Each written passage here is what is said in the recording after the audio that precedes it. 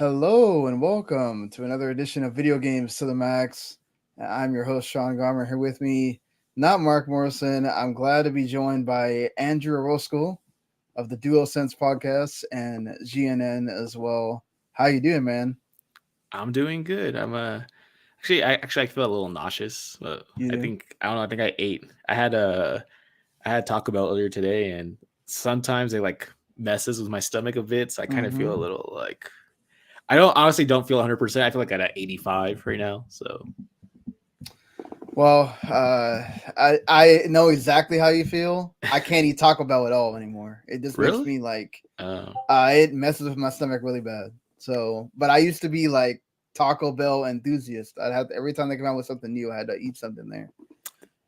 You know, something in their oil. I think it's something in the cooking oil. I think. is exactly. I don't know. I'm 36, so I think like as you get older and your metabolism's like, nah, Yes. nah. I was talking about that with one of my friends. I'm like, as soon as we both turned 30, like there was some switch that was flipped because it's like, oh man, like my back hurts now. And it's Yeah, like, oh, like my exactly. stomach hurts now. And it's just like, huh, like I just stood up and like something cracked in my leg. And it's like, oh no, we're like, I know for the human bodies, I think like 26 is like the physical peak. I think 26 or Right. 27 is like your physical peak. And then it's just all downhill from there. Yeah, exactly. It's like I'm sitting there going, "Oh, I need to go to the gym," and then I start reading stuff, and they're like, "Oh yeah, if you hit 40, it's like really really hard to gain any kind of muscle at all." So it's like, Yeah, I've heard. damn, I'm on the bad side of that to try to do that. So, but yeah, man, it's thank you so much for coming on the show here. Just to clarify again, Mark is in the hospital still, recovering from the ankle surgery.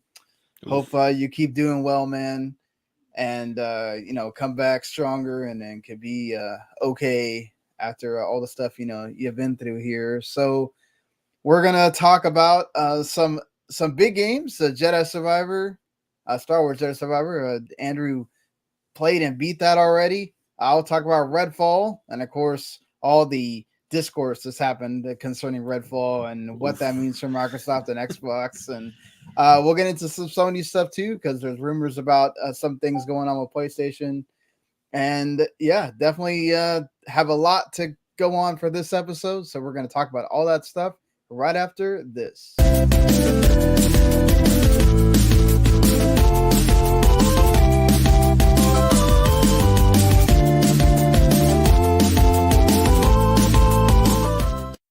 You are listening to Video Games to the Max.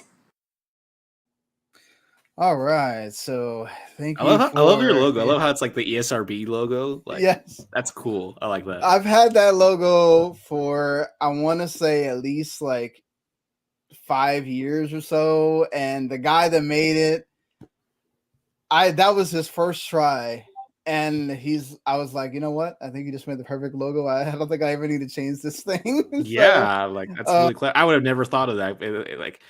Like when you just like start like a video game podcast and you're just thinking like, oh, yeah, what's a good name? What's a good like a good logo? What's a good like representative like eye catching thing? And I'm looking at him like that is really clever. That's really good. yeah, I like loved it from the beginning. I was like, wow, this is cool. This is cool. So, um, to start off with, I always like to have a really cool thing with our first time guests of like asking you like kind of like what's your gaming background. So I mean, you do the podcast that you do with your friend Johnny there, but I mean, you had to have started somewhere. Y'all talk about being lifelong gamers. Like, so has it been since you were like really little that you were a gamer? Or Yeah, yeah, yeah, yeah. John and I are cousins, so that makes it okay, really easy to just have that chemistry. Uh, yeah, I remember.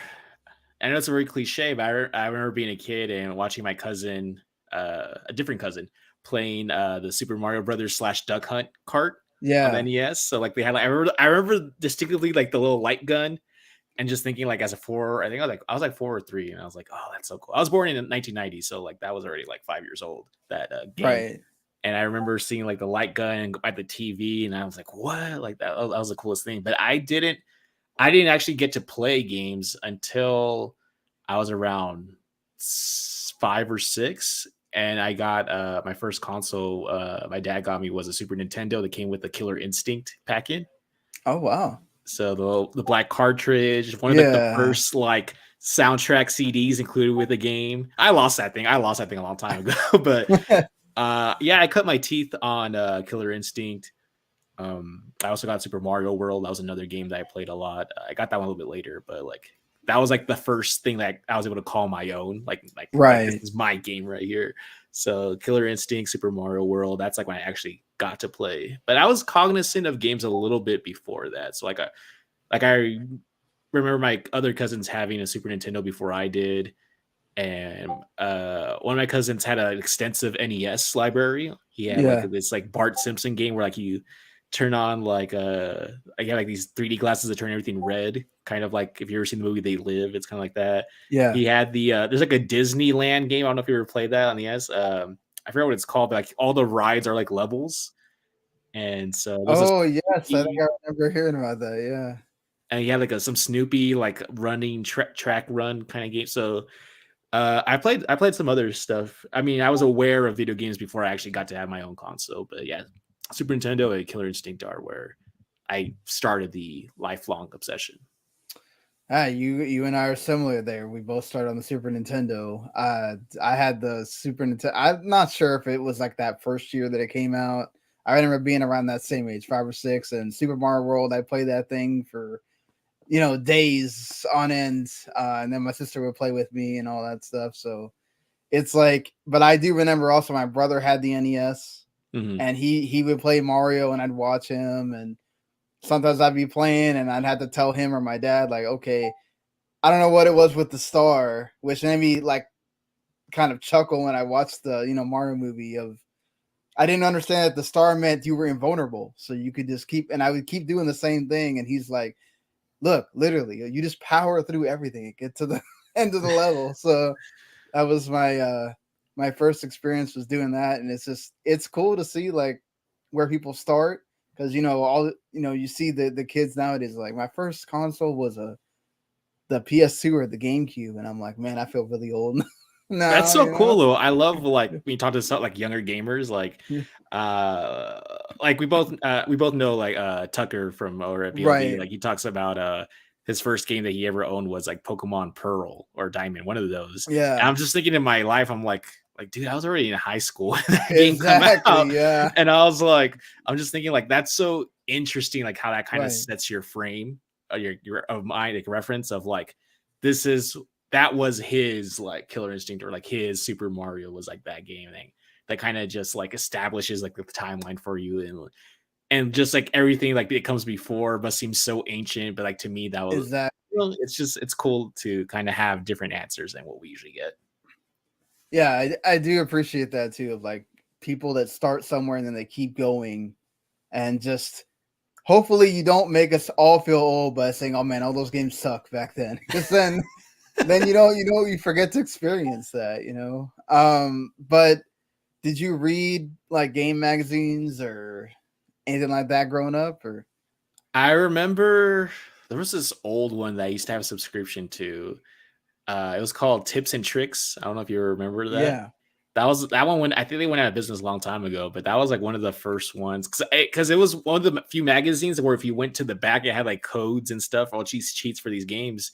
And so I got into like the video game magazines looking for cheats, looking for codes and stuff. I remember like I was around 8 or 9, and my cousin bought from Blockbuster back then. He bought like some like book that was like just full of cheats and codes for all like the like N64 and PS1 games. So like I remember he bought that, and I was just like flipping through the pages, like looking for the codes for like Army Men, Sarge's Heroes, or looking for the codes for like Small Soldiers, the game based on the movie and stuff. Yeah. And I was like, oh, like there's books about games, there's magazines about games. So I started like, I would get when I got a PS1 back like in 98, I would flip through the magazines and notice that some of these magazines had demo discs on them. Right. And so then I would ask my parents, like, let me buy this magazine. And like, really, I just wanted the demo disc. Like, I didn't care. Right. Because that was to me like another game, even though it's not a full game, right? But it's like all these games you can kind of like sample here and there. And then I think around probably like middle school is when I actually started like paying attention to what I was like was in the magazine, not just the demo disc, but like reading and like looking at the pictures. Like I remember Tips and Tricks would have like this section where it's just like upcoming games. And I remember when I saw like Resident Evil 4, I'm like, what? Like Resident Evil 4? Like that's coming out? Like that's like a real game coming out. I remember seeing like Metal Gear Solid, the Twin Snakes, and I was like, oh, here's Metal Gear Solid, but it's like in 3D. Like it's not like top down. It's like first person, or like I think I don't remember what I never played it on GameCube. I just remember seeing the screenshots. I'm like, what? Like that's so cool. So then I would start reading the articles, but like I wasn't super cognizant of video game. Like I didn't think about how people write about these news and previews and all that stuff until probably I was like around 13 or 14, like going into like high school, where I really started to like learn about game development and like learn about who these studios are. Because in my head, I was like, games come out, they probably pop out of some factory somewhere, but I never understood like I knew like, oh, Mario, that's Nintendo, right? Crash, that was back then PlayStation, right? But I never like paid attention to the names of the studios until like around high school. Like, oh, like this is what this studio makes.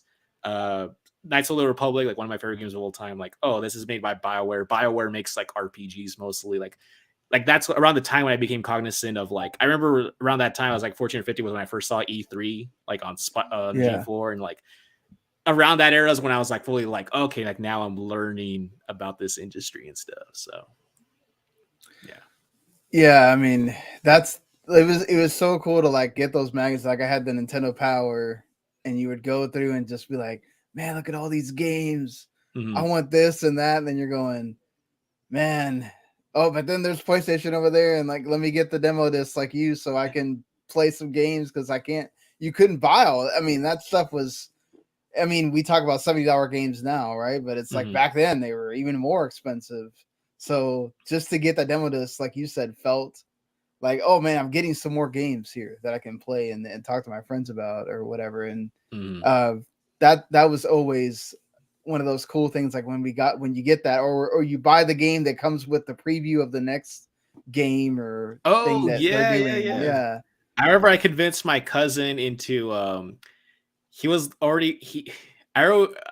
like about, I want to say 15 or 16, but my cousin was really into Dragon Ball Z and stuff. Yeah. And we were at I think it was a GameStop or Target. I forgot which one. I think it was a GameStop. And he was looking at Dragon Quest 8. That was like the new one that came out at that time. And he was like, oh, like it looks like Dragon Ball Z, right? Because it's the same, it's Toriyama, it's the same illustrator and everything for Dragon Quest. And he kind of wanted to get the game in, and I saw like on the cover it said like Final Fantasy 12 demo included. And I was exactly. Like, you can get the game. You should get the game. I just wanted to play the demo. I'm like, you should get the game. So I convinced him to get the game, and he ended up liking the game. But like, I just wanted to play the demo disc for 12. Exactly. That's how they got you, man. Get this, you get this other franchise you know more about. So it's not everything is just out there for you like it is now. I feel like demos are kind of like a dying art thing now, because like I'll see demos and I'm just like, I can wait for the full release now. That's true. I do appreciate like say what you will about Square Enix, but they've really brought back the demo, because they have like a demo for everything that they've released now, which I'm like, man, more games should do that. Like I love that during the Xbox Live Arcade days where all the indie games had to have demos so you could actually try them out and not just like, okay, let me pick something that kind of looks cool, and then oh man, it turns out to be bad, and it's like, well, that's the game I have for who knows how many months until I can get another one. Were there games that you bought because of the demo? Yeah, I think I bought like Knights of Amalur, Kingdom of Amalur, because of the demo. Like I like that game a lot. One of the like Final Fantasy 12, same thing for that because of the demo. So I'm sure that there's probably some like PS2 games that I bought because Kinetica I thought was like the coolest game ever because of the demo, and then comes you buy it on the PS2 and it's like, this is kind of okay. But when you're younger, you kind of like play a little bit. I remember I loved the Bouncer for a while because I have the Bouncer. That game is kind of funny. It's really weird. It's a really weird like 3D side scrolling like fighting game. Yeah. I just got it because I'm like, that guy looks like Sora from Kingdom Hearts. Exactly. Exactly. That's why. It's like, oh, oh, this kind of looks like, you know, Cloud and Sora and all that. So yeah, definitely. It says Square Enix on it, so it's got to be good, right? So yeah, I mean, you talked about Star Wars Knights of the Old Republic being one of your top games of all time. Like, what are some of your favorite genres of games and some of your other favorite games? I mostly play RPGs, Western RPGs or Japanese RPGs. I know that's like a controversial name now, JRPGs, Right? Yeah. but RPGs. Okay, I'm talking about like Final Fantasy stuff like that. But also I love Skyrim. I love Fallout. I love anything that allows me to kind of just go out into the world and like customize my character as I see fit. So like Elden Ring, I really like Elden Ring, even though that's more like a Soulsborne, but anything like that. I wish I played more like platformers because they're kind of starting to come back, sort of. Mm-hmm. But when I was a kid, platformers were mostly what I played until I started playing like Pokemon, which is like that was like my entry point for JRPGs. So I remember when I played Final Fantasy after, I'm like, oh, this is just like Pokemon, but like you're taking turns and so that I think Pokemon is what bit me into liking RPGs. And then from there, it was just like, oh, Star Wars. I love Star Wars because I love the movies and stuff. And then RPGs mostly are what I love, but I'll play just about anything. I think first person shooters are like a second favorite. The only thing I don't play, and I think you'll probably find this from most gamers who are just like generic gamers, is like I don't really play fighting games because I don't have the reflexes. They're very system heavy to like get into. And I don't play racing games because you're just going forward. And I know that sounds that sounds like a very reductive thing to say. You're just going. I know there's more to it than that, but in my head, it's just like you're just driving forward. So those are like the only two things I don't play. Yeah, you're not wrong. I mean, there's a difference between like playing like a Mario Kart or whatever, and then playing I don't really like Mario Kart that much either. Oh, you do? Okay. No, I don't really enjoy like the randomness of it. Yeah. No, I can feel you on that one. We're kind of there in the same. My love is RPGs as well. I started with Pokemon Blue. Yep, playing with my friends. I was like, I want the one with the. I was like, I want the one with the guns on his back. Yeah, the guy with the guns on his back. Well, I actually I had told my grandparents just to buy me Pokemon Blue, and they went and bought both of them. So it was like one of the only few times I had both the cards. Cool. Even though what happened was I just let my sister have one of them because they were the same game, basically. Yeah. But I didn't kind of understand that either. I had read a little bit in the magazines, but I didn't really understand that it was like they're basically the same game. It's just you can have, different Pokemon in them or whatever that are not on the other one. It's actually also the only game because my mom would pick me up late from school. Mm-hmm. So I had a friend that also had Red. It's the only one that I ever completed the whole Pokedex was Pokemon Red and Blue because I had someone to constantly trade the ones that I didn't have there. But I'm the same way. Like I started with Pokemon, then Final Fantasy X happened, and that's what it was like, okay, JRPGs are my genre. That's my thing. I'm not saying that in the controversial way. It's just I never really had somebody to show me how cool like Fallout and Elder Scrolls and all that stuff was. Mm-hmm. So it's one of those things like I kind of just got used to the JRPG function, the way it works. And every time I go into a Western RPG, it's kind of like it takes a bit to get used to, right? It's the same function in a way, but I guess the way they do the characters. I guess I like more of the anime type style than the way, you want like the story on rails kind of thing. Yeah, exactly. Yes, I get you. The whole that's why I didn't like Breath of the Wild too much. It's too much openness. Like, give me some kind of direction, and I'm good. Like, don't just be like, oh hey, go play in this whole thing and you figure it out. It's like, yep, I'm good.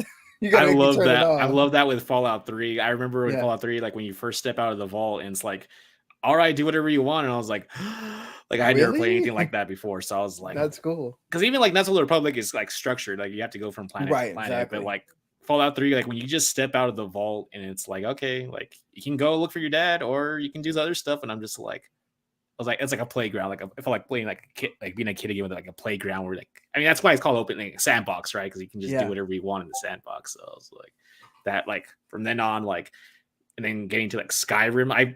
own Skyrim on so many devices. People always make fun of like, oh, like Todd Howard, like you're just gonna release Skyrim again. And I'm like, right. Please, yes, I will play Skyrim on another console if you release it. Yeah, they'll put it in your fridge that you can just play it on there one day as well. Like, literally, it'll be in everything, and you can just play it right off the. It's like the Doom of today, where like Yeah. you run Doom on a calculator or whatever. Like Skyrim's gonna be that in the future. We're gonna find ways to run Skyrim on everything. Yeah, I mean, I hope so. I hope that still continues. They can have that legacy of like, hey, maybe some of our other games aren't great, but Skyrim. That's the thing.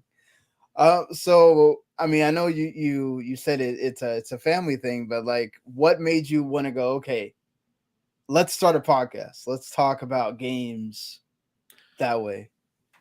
Well, because my cousin Johnny and I, we always talk about video games anyways, but Right. we always just felt the need to like find a reason to talk about video games. Like it came naturally just to talk about them, but like I think our other cousin Joe, he started his own like podcast where he just kind of, it's like a variety thing where he just kind of talks about like culture, like pop culture and politics and stuff like that. Shout out to None of Our Business podcast is what they called. And like we would just listen to our cousin Joe and it's like, man, like he looks like he's having like he sounds like he's having a lot of fun doing this. So we kind of just like, well, what we could talk about? I'm like, well, we always talk about games anyway, so we might as well just start recording that. So like that's kind of just, that was like the seed that was planted for us to kind of just like, when we talk about video games anyways, like let's, just structure this, I guess. And I think it kind of started as a way to keep me not accountable, but I told them that I wanted to have reasons to play more games because I found myself just replaying the same kind of games. Like it gave me a reason to try other stuff that I wouldn't normally, just because it's way more interesting, I think, to talk about stuff you haven't played before. So kind of our cousin influenced us, and then we kind of just felt that we might as well just talk about games because we talk about games anyway. So let's just do this like once a week or so. So that was pretty much it. Yeah, I mean, then like, have you? I mean, I know you've obviously had to miss weeks or whatever, but like, have you always had that? Let's try to keep this going every so often, every week, every 2 weeks, and yeah, like I said. Yeah, we do it weekly. There's times where we can't do it weekly just because life happens. Like in this case, your friend who has the ankle surgery. I haven't had any surgery, so nothing severe like that. But we went like a month almost without, because I had to bury my grandfather that was back in February. So we didn't meet for most of February because I was just busy with other stuff. And then also because I drive to him, like on site. It's just kind of, I have to go out of the way to go record it. So sometimes I'm not able to, but we try to do it. We joke about, because in the intro, I'll talk about like, oh, every week. And I'm like, if it's been like a long time, I'm like, well, it's supposed to be every week. So like, I'm very like aware of that. But I think we decided early on, like, once a month seems too long to go without, and then anything less than a week is just too much. So we just settled on like once a week. But sometimes it's like once every 2 weeks. I try to be more consistent, but it doesn't always work out that way. So we've tried to be, I mean, like the last couple of years we've been mostly weekly, but there's been times where I've had things happen and we had to go like months without a show or whatever. It happens to everyone, life happens. So yeah. It's amazing to see like Gamertag Radio and some of these guys, like they did 1,000 episodes. 1,000. To be fair, that is like the longest running video game podcast. Yeah, I mean they've been doing since 2005. The pioneers of like podcasting. Yeah, exactly. I remember the first time I listened to like a podcast was like 2007. Yeah, back when I had like I had an iPod Nano, and like if you went to the Apple store online, you would see like you have music, and they have this section for like podcasts. I'm like, what's a podcast? Like, what is that? So it's crazy how many things Apple like innovated, and we don't really think about that. And then like now we take it for granted. It's like, oh yeah, they were the ones that kind of brought podcasting to like what it is for like now everybody. And there's like has one.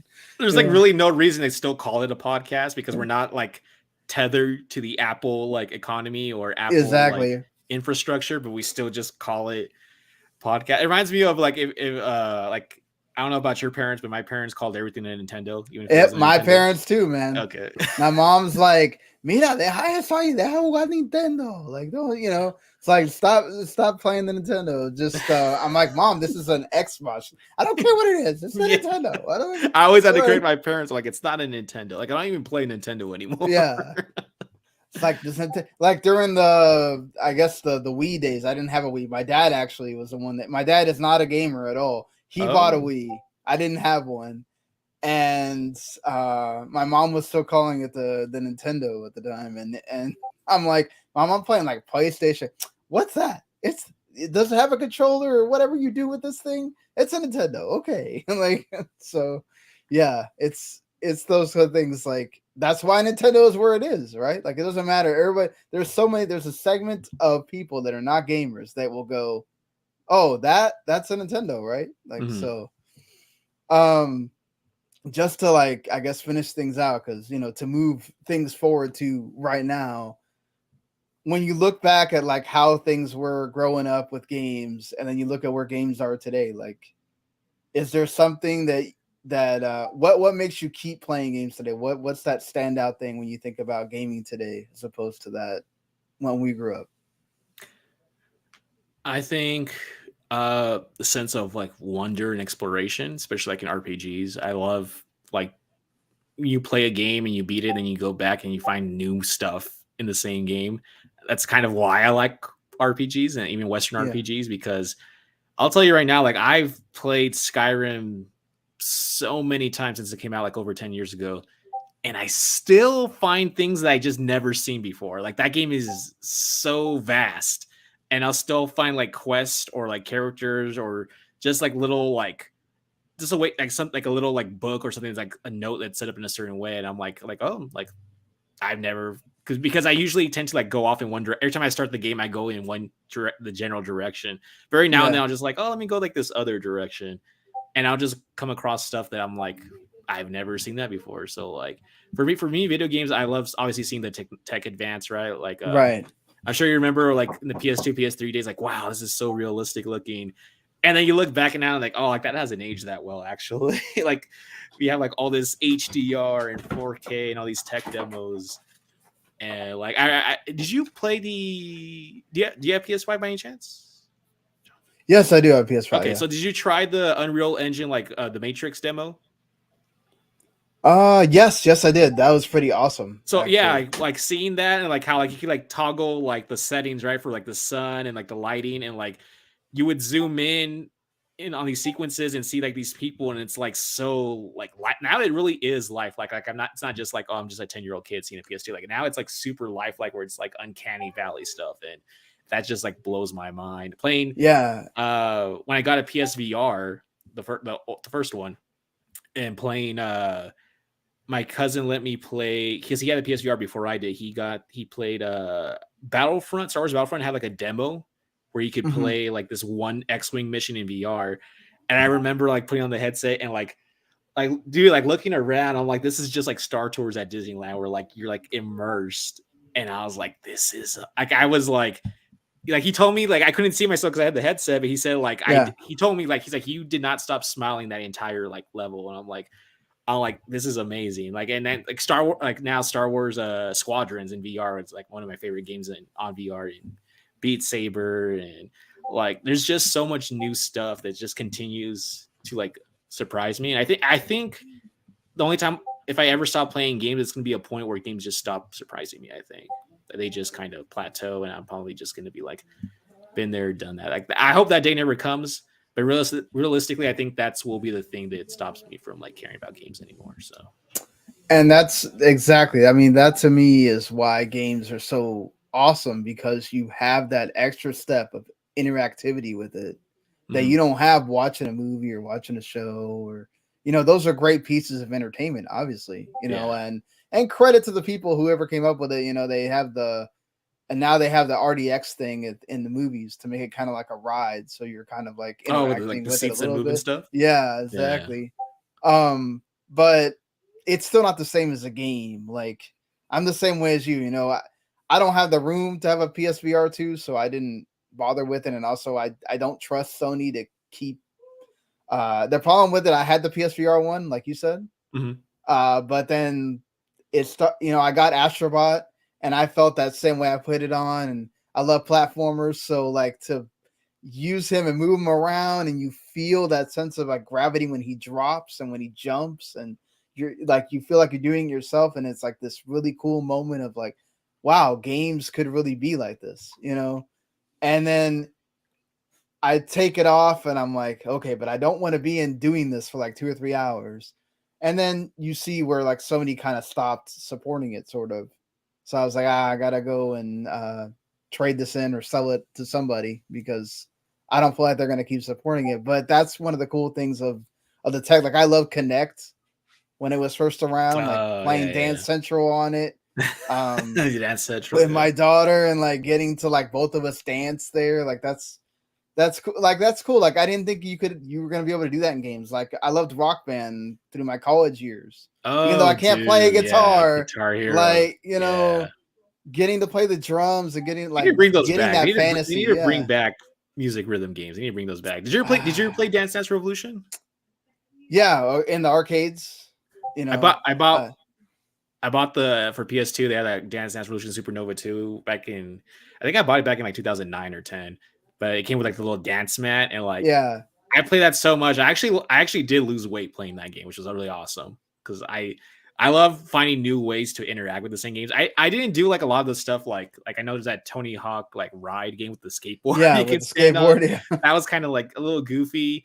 I know like Cabela did some like shooting games with like the Wii controller, like with this like fake plastic gun you could attach it to. Like I didn't do all the peripheral stuff, but like the guitars and like the drums for Rock Band and like obviously like I said Beat Saber. I never did that Wonder Book thing. I don't know if you remember Wonder Book for the PS3. Oh god, that thing was bad. Yeah, but like some of the stuff where it's like that actually looks cool. I remember wanting to play was it the Force Unleashed on the Wii that lets you like use the saber? Yeah, and I was like, oh my god. Like those things some of those are cool. Some are misses, but some of those are really cool. And like I want them to continue doing that kind of stuff because like you can only go so far with like buttons and a controller. Now, don't get me wrong, that is like my favorite way of playing games, but like you're limited. Like I feel like it's like Iron Man, like Tony Stark's dad. He's like, I'm limited by the technology of my time, right? That's kind of how I feel like video games were like we can do more. It's just convincing people to buy into it, and like because it's pricey. Like, I didn't get PSVR 2 yet because it's just very pricey, and you're right. There's no games that are really that interesting for me on there yet. So, but I'm like, if we can just, I love that Sony's pushing VR so hard because they've given up on so many other things, right? So it's cool that they're trying to. I remember like the 3D TVs, the PS3 3D games and stuff. Yes, like they've tried stuff, but this is like one of those things where I feel like it really is another way of playing games. Like, yes, please, Oculus, HTC, whoever, Vive, whatever who's involved, like, please keep supporting these things. I know I want it to be like Ready Player One or like Sword Art Online one day. Yeah. You know what I mean? That if we ever get to that time, that'd be very interesting if we ever do get to that. Like, I don't think it'll be in our generation probably, but I feel like the generation after us, I would not be surprised if Ready Player One is actually the way we live, Hopefully, like by the time I'm 80 something, like I'll play that if it's like around. It's like, well, no, this is how you go about your entire life. Everybody, just you're in this thing and you Oasis, live. Yeah. I even like something as like neat as I picked up like Ring Fit like a year ago for the Switch. Oh, remember that was the big thing during the pandemic was Ring Fit? Yes. I never. And it actually does work. What was that? I'm sorry. It actually does work. Like you actually do feel like you're burning the calories and all that stuff. Like just by using that ring and jumping and doing all that. Like full credit to Nintendo for actually always kind of having that vision of how do we use our system as something more than just to sit down and play a game. Mm-hmm. I think like really we owe them that from the Wii days of right. Sure. Remember that's where that all started of just now Xbox has to connect and now PS. Did you ever get any of those like Labo stuff like the cardboard thing or no? My friend did. Okay. He got it with his son. He got the the robot one where you build like the transformer looking thing, and then it's like with like a string or something, right? Like on the yeah, and it moves. It has like the backpack, and Nintendo, that one that was a miss a little bit for them, but credit to them for always doing cool stuff. I love the fact that we live in that age of gaming where we can do those things, and just also the way the tech has improved to the point where the other day I saw somebody using the Kinect in my barber shop to be able to just do this and push play on the next song track that they play inside the barbershop. Wow. I'm like, well, see, these things have a point. And people use Kinect like at hospitals. It's cool to say that that's owned from gaming. But I mean, not everything is nice for Microsoft right now, as far as the Xbox brand goes. Good segue. And I guess I'm going to talk about my feelings on Redfall first, and then we'll go through the whole deal that they've gone through this week. Sure. Look, I'm one of those that actually wanted to like Redfall. I like shooting games. Halo is one of my favorite games of all time. We had slumber parties growing up. Everybody brought the CRT TV, and we had the link cables, and to have 8 people playing and all that stuff. So like, co-op shooters are a fun thing, even if it's not co-op. Like, I'm not a big Arcane fan, to be honest. I wasn't the biggest fan of Deathloop. My podcast co-host loved Deathloop, but I wasn't. I tried to get into it. I wasn't a big Dishonored fan either. Oh, but really? I like the first Dishonored. I think the first one's good. Yeah, and it's just, I don't know. It was the stealth. I'm not a big like stealth person. I always end up getting caught somewhere or whatever, so that's the thing, is like, this is a shooter. So I was like, okay, I feel more at home with this. Mm-hmm. Like, I get it, and so the thing is, like, the moment you turn that thing on, you already feel the loss in quality. Like, it doesn't feel like this is your big AAA game that you're trying to sell people on before you from get the menu. You feel that, you said? No, like, well, from the moment it starts, right? Because it's like they show these cinematics before you know, in the gameplay trailers, right? And it's like, oh, they're actually just like stills, and then they're telling you the story, and then okay, you start and the world's just totally desolate. Like, there's nothing. Like, you're saying really it's like a painting, like the camera like pans out kind of. Oh, that's never a good sign. And then, well, it starts because you pick a character. Yeah.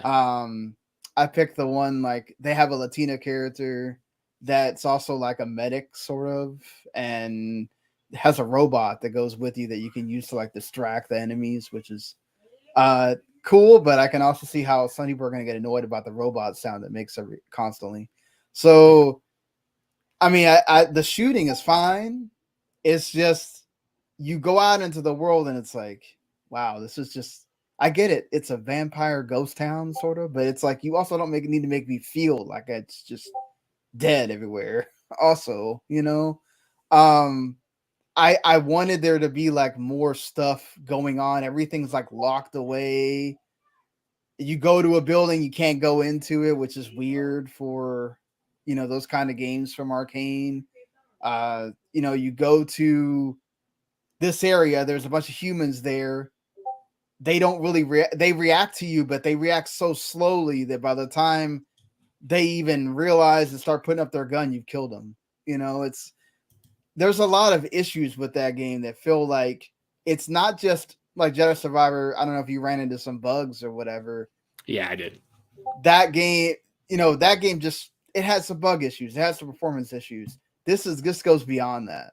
Like, there's just it feels like they were trying to make an Arcane game, and there's some like cool story bits here and there. Mm-hmm.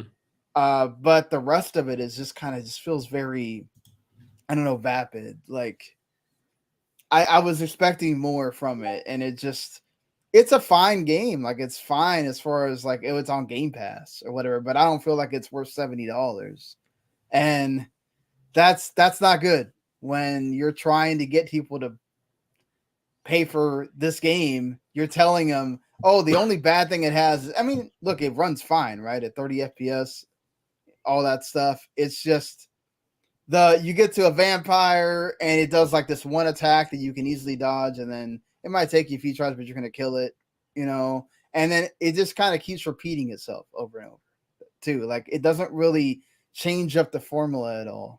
So you're kind of doing the same thing over and over every time you go through an area. And then also the fast travel thing is terrible. Like, you have to go to these safe houses, right, to sort of save. Okay. And if you die in the middle of the thing that's way across the map, when you go back, it takes you all the way back there. So you have to go through the same thing again. Oh, and God. It's like, I remember that was like an issue for me with like the early Assassin's Creed games, where like you got to go to this area and then like it's like a long distance. You don't have fast travel unlocked because you haven't been there yet. And I would just get killed or something would happen along the way, and it's like way back to where you. And like, no, like why? It's like, thank God for fast travel systems in most games now. It's like, oh, you auto saved. Oh, I died. Okay, I'm right there. It's like, doesn't make sense to me. It seems a very like archaic way of having you do that. I didn't get to play with anybody, so I can't really tell you what the co-op's like. But I don't know.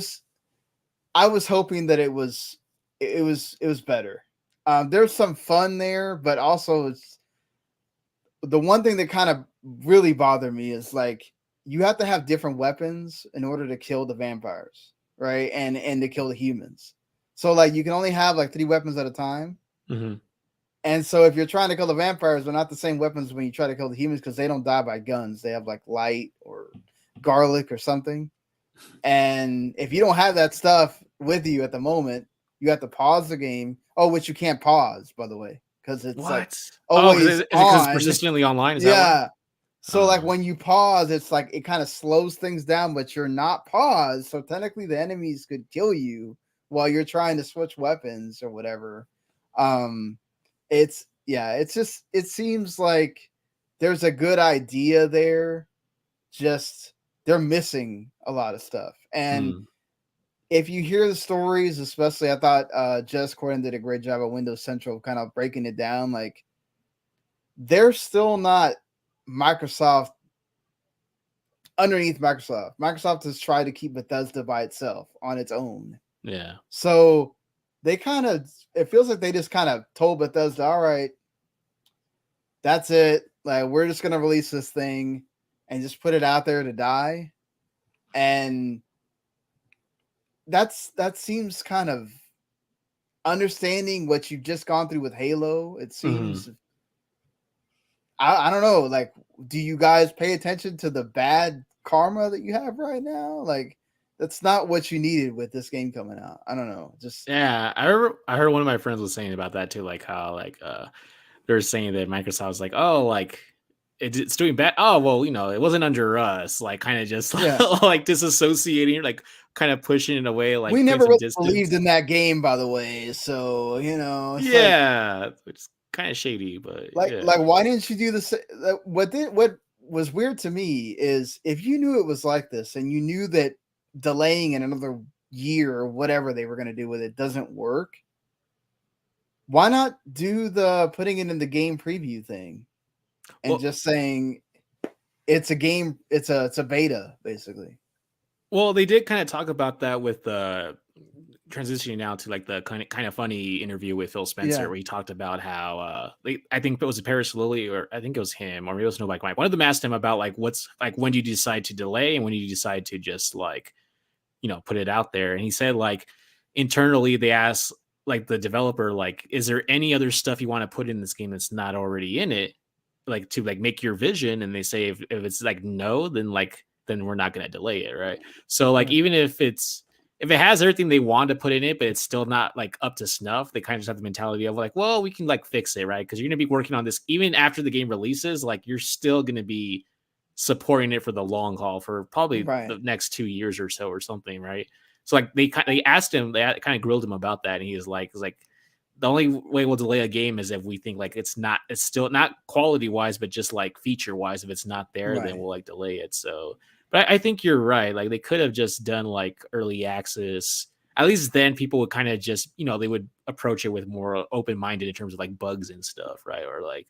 Or even just say like it's in beta, because it's an online game, right? So you could probably get away with putting it as a like online multiplayer beta, and then that way you avoid all the PR like pitfalls and stuff that way. Yeah, it's just, from a game review perspective, we know that if you're telling people, oh, you can't put out reviews until like the morning of, and you're not giving anybody a code until like the weekend of at the latest, it's usually not a good sign. Yeah. So like we already kind of knew going in, okay, this is not Cyberpunk gonna fiasco. be. Yeah, exactly. It's another one of those. They were doing a live stream and they were deleting people's comments that had anything to do negative. For this one? What they were, for this. Wow. Oh, I didn't know that. I mean, it's not a good showcase for your game and for the company itself. Like, I think they grilled Phil also about, how do you go about deciding, okay, this is not just ready, but like good enough. This is okay. It's good enough. It's quality for you. And like, oh, well, we should have sat down with them earlier in the process, and we should have came to them and like see if they need any help. Like, why aren't you doing that? Like, why does it take this to happen for you to realize that you should have been doing that? Like, I don't know. It's just like, have y'all been making games long enough that I get it? Maybe you trust Bethesda in a way. Yeah. But still, like, you're not going down there. You're not seeing that yourself, and you're not going, what can we do to help further this along and help you make this better? It's like, oh, we're saying this after the fact. And it makes me feel like, what is going on over at Xbox that you didn't realize this sooner? I mean, I get it in a way, like, okay, well, it's at the point where we can't really do anything about it. But I feel like they just didn't do enough beforehand to help them reach their quote unquote vision either. Yeah. Phil mentioned that they did some mock reviews for the game. So like they had people come in to check out the game beforehand, and they said like, it tests or it kind of reviewed like double digits higher than what it really is. Now, how much higher? I mean, double digits, it's as low as 10 at least. At least 10, Metacritic, whatever you want to call it, those aggregate sites, that it did internally 10 high, or at least 10 double digits higher than what it actually did like once they got out of the wild. So it sounded like it did come to a surprise to them that it was doing that bad. Like I don't think they just set it out thinking like, okay, like we're just gonna, I don't know, just bite the bullet on this one and make it up for it with Starfield or something. But it did seem like it kind of blindsided them a little bit, because they weren't expecting it to be like this, this bad, like PR wise, like coverage wise. So I don't know what those mock reviewers told them, or maybe they just kind of downplayed the bad stuff or the issues.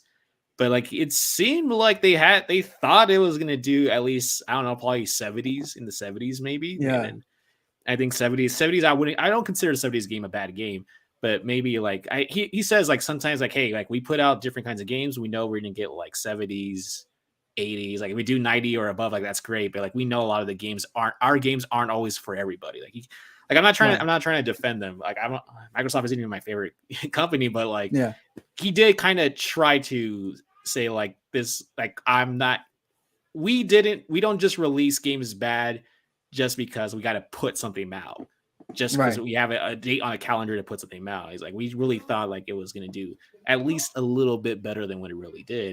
And like not every game is for everybody. And like, I'm not a big Arcane fan. So like every time I hear about Redfall, I kind of just like, I pass. Right. So I think they were kind of blindsided, but I think also there comes to a point where you just can't keep holding off, especially when you have all these criticisms from people who are like, where are the games, right? You can't just hold on to this thing forever. Like you just gotta let it go off, right? You gotta put it out. You gotta put it out there in the wild. So not to defend them, but I can kind of see both sides. No, and I don't think you're defending them. Like that was going to be my question of how do you feel about that? Because I'm not necessarily I love I love God of War. Last of Us is a great game, no doubt. I still need to like actually play most of that the way through. Horizons. Yeah, like Last of Us? The problem is I started and then the first one. The first one. The thing is like it's one of those games. I have several games like that where I always start it, and then because of what we do and the whole like I always have to be trying to review something. You get cavalcated with games, and then it's like, oh well, I got to put that to the side. Yeah. And then when there's a backlog, it's like, okay, I'll start it again, and then nope. So that's my thing. It's like, but I do like all those games. Like I beat the first God of War, the 2018 one. Okay. And I haven't gotten to like really play much of the second one, but I enjoy those games. So like I do. So good. That's what everybody says, and I'm just like, man, I got to sit here and actually get myself to play this. But my point of this is to say that PlayStation no doubt makes tremendous single player games, and they are definitely of the amazing quality that they spend their time making. Mm-hmm. And here's Phil Spencer saying that he's kind of okay with releasing a game that's a 60, where Sony's like, we're definitely not okay with releasing a game that's a 60, at least in the ones that they really care about, right? Obviously, they have released games that are reviewed badly. Destruction All-Stars is one of those.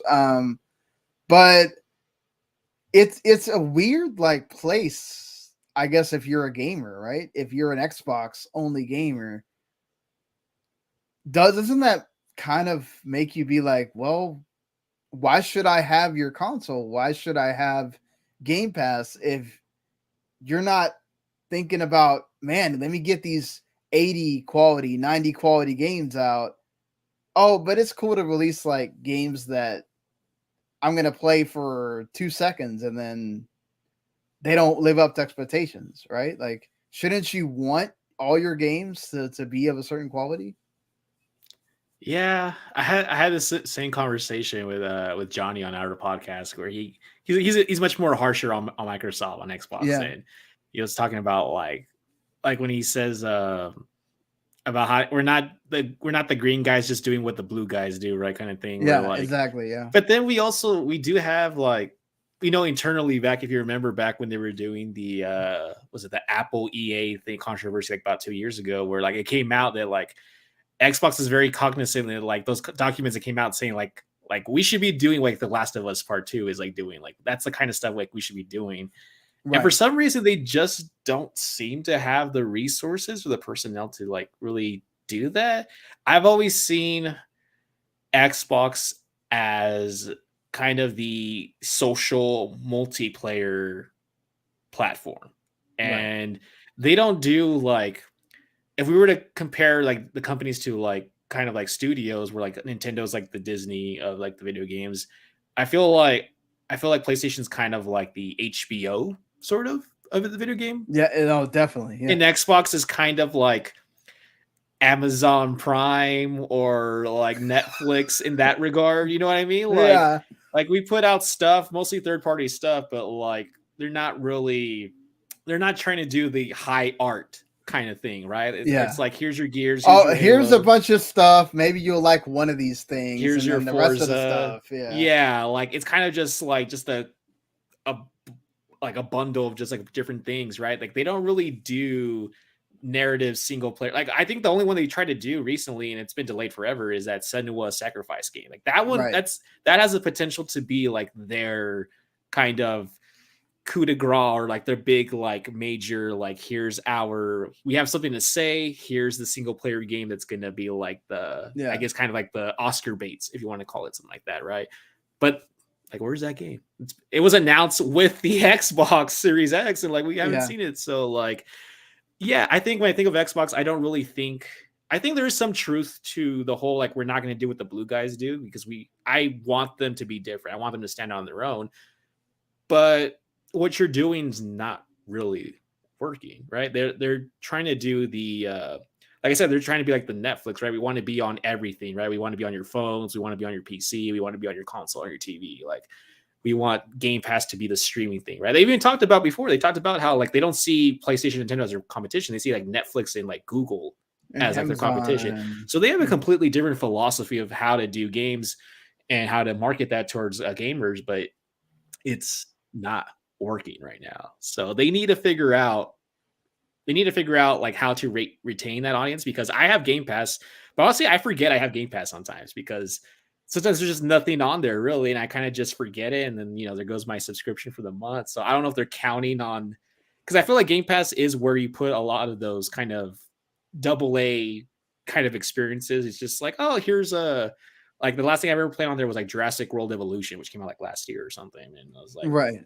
That kind of thing where like you're curious, but you're not sure. Like, it's like Netflix, dude. Like you scroll for Netflix and like, oh, let me check this thing out. And if I don't like it, that's okay, because I can just find something else I might like. Exactly. On it, right? So I think that's kind of what they're doing, and they just don't know how to spin that properly. And it's okay to do the Game Pass model if that's what you want to do. But like, I remember hearing recently like some reports about how like they're like cannibalizing like their sales with using Game Pass and stuff. So yeah, I think it's true. You don't do what the blue guys do, but you got to figure something out, man.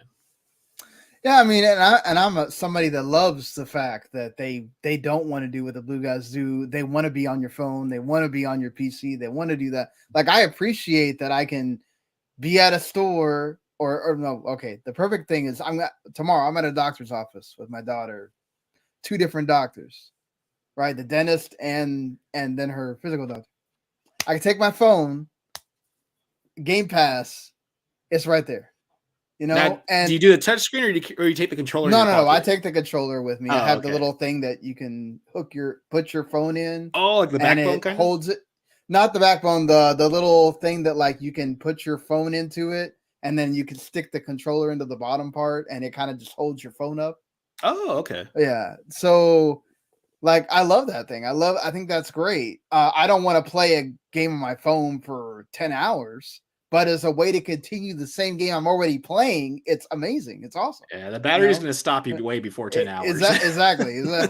But and my daughter loves to play things like, she plays Roblox and things on her tablet. Like, that's the way people are playing now, is they play. I mean, mobile gaming as a whole is going down the traditional way that we look at mobile gaming, but that's because you can remote play your PS5. You can remote play your Xbox. You can take your Game Pass with you. Nintendo has a Switch that you take with. I take my Switch everywhere with me. And what are they coming out with now? Like all these Steam Deck competitors. So everything is going portable, and it's not just Nintendo doing it really anymore, or Sony when they had the Vita. Even Sony supposedly rumored has that remote play only device that they're supposedly developing. Yeah, the Q-Lite thing. So like, I think Microsoft's vision is actually they're just like a way ahead of their time with that right now. But it's great if you have the stuff to bring people to it. Yeah, right. They got the hardware, they just need the software. Exactly, and I think they'll have their full realization if they ever come out with that dongle thing to put it on your TV, where you don't have to have the console at all. Yeah, so you don't even have to have a smart TV. You can just exactly. Like, or if they just put it into more smart TVs, if not just Samsung, but like put it into all the smart TVs you possibly can. Put the app in there, but again, like, the way you get people to keep subscribing, that $15 a month or whatever it is you're going to charge. And I get that's why they want Activision-Blizzard. That gives them more content to push out. But if every game you come out with that has any kind of draw for most of the people is a 60 or a 70, and then the ones that are 80s and 90s are the small games that, you and I that pay attention to everything gaming care about. But if my buddy over here that only plays Call of Duty, like, I go in an office, there's most people that are gamers, right? But you talk to them and they're like, I play FIFA, I play Call of Duty, I play, the games that sell millions and millions of copies that everybody plays. But if I tell them, oh, have you heard about this Hi-Fi Rush game? They're like, what the hell's that?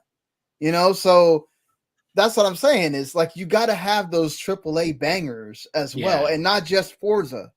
Like Forza's cool. I have one of my best friends loves the crap out of Forza and Gran Turismo, but that's a very small niche of gamer. So like, you've got to come out with like a Redfall that's, hey, I love shooters. Oh, this game's a co-op shooter. I can play with you. And it's really good. You can tell your friends about it. Oh, subscribe to Game Pass and we can all play. Like those Halos should have been way bigger than it was. I mean, it was a great single player experience. It's just the multiplayer sucked after a while because they didn't know what to do with it. Yeah. But it's just like, man, you've got to have the games that bring a multitude of people. What Sony's doing. You can have the cool indie games that like are the critical darlings. Yeah. But the thing is, nobody's gonna remember Pentiment. I was literally about to say Pentiment or whatever. Just no. I love those.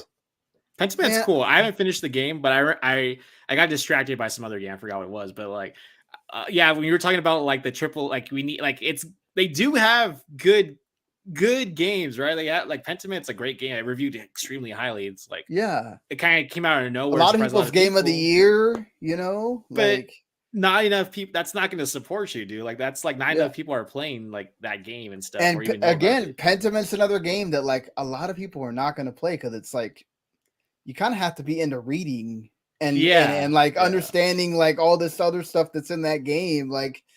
It's not for everybody. So what makes it so good is what makes it a huge turnoff for a lot of people. Yeah. Exactly. Right. I get that's why they want Call of Duty. It's the ultimate game that brings everybody to your service. Right. I mean, no duh. World of Warcraft, Diablo, all those games you can get that on Game Pass. That's going to bring a multitude of people to your service. But right now, next month. You can't, that's not yours yet. It may not be yours. Right. That's not guaranteed in the sun where you're hoping the EU approves it. But if they don't, they got a really big fight on their hands to try to battle the three biggest people that need to pass that thing. So what's your contingency plan here, Phil? Like what's the next thing that this is why poor Todd Howard, I mean, not poor guy, that dude's doing fine. I'm just saying like everything's on Starfield, right? Like Starfield has to be the biggest thing on Xbox has had. It cannot fail. Yeah. That's why I'm so excited for that game because I'm like, this game has to be good. Yeah. And because it has to be good, it will be good because you've already delayed it a bunch. It better be freaking good. It's probably going to be the most polished Bethesda game ever made because like it's been delayed so much. And like they cannot possibly afford for that game to be bad. And therefore, that's why I know it's going to be good because it's like no, like we put all our eggs in this one basket. Like you have to deliver. There's no if. It has to be good. Yeah, I mean he's right in a way. I think he's totally right that Starfield could be an 11 out of 10 game and you still don't get people buying Xboxes left and right. He's right about that. Yeah. He's right about the whole thing about if I have all my games on PS4, what am I most likely to buy? A PS5, right? Yeah. Same thing with Nintendo. Nintendo got to do that this generation because they ported all the Wii U games that nobody played and put it on the Switch. So, like, he's right in that sense. But what brings attention to your service? What brings attention to your console? Those great games. And you got to have them. You got to have them as much as you want to say that it's cool to release a game that comes out at a 65 on Metacritic. Unfortunately, they're going to bring that up every time you start trying to talk about all the games or games that Xbox doesn't have.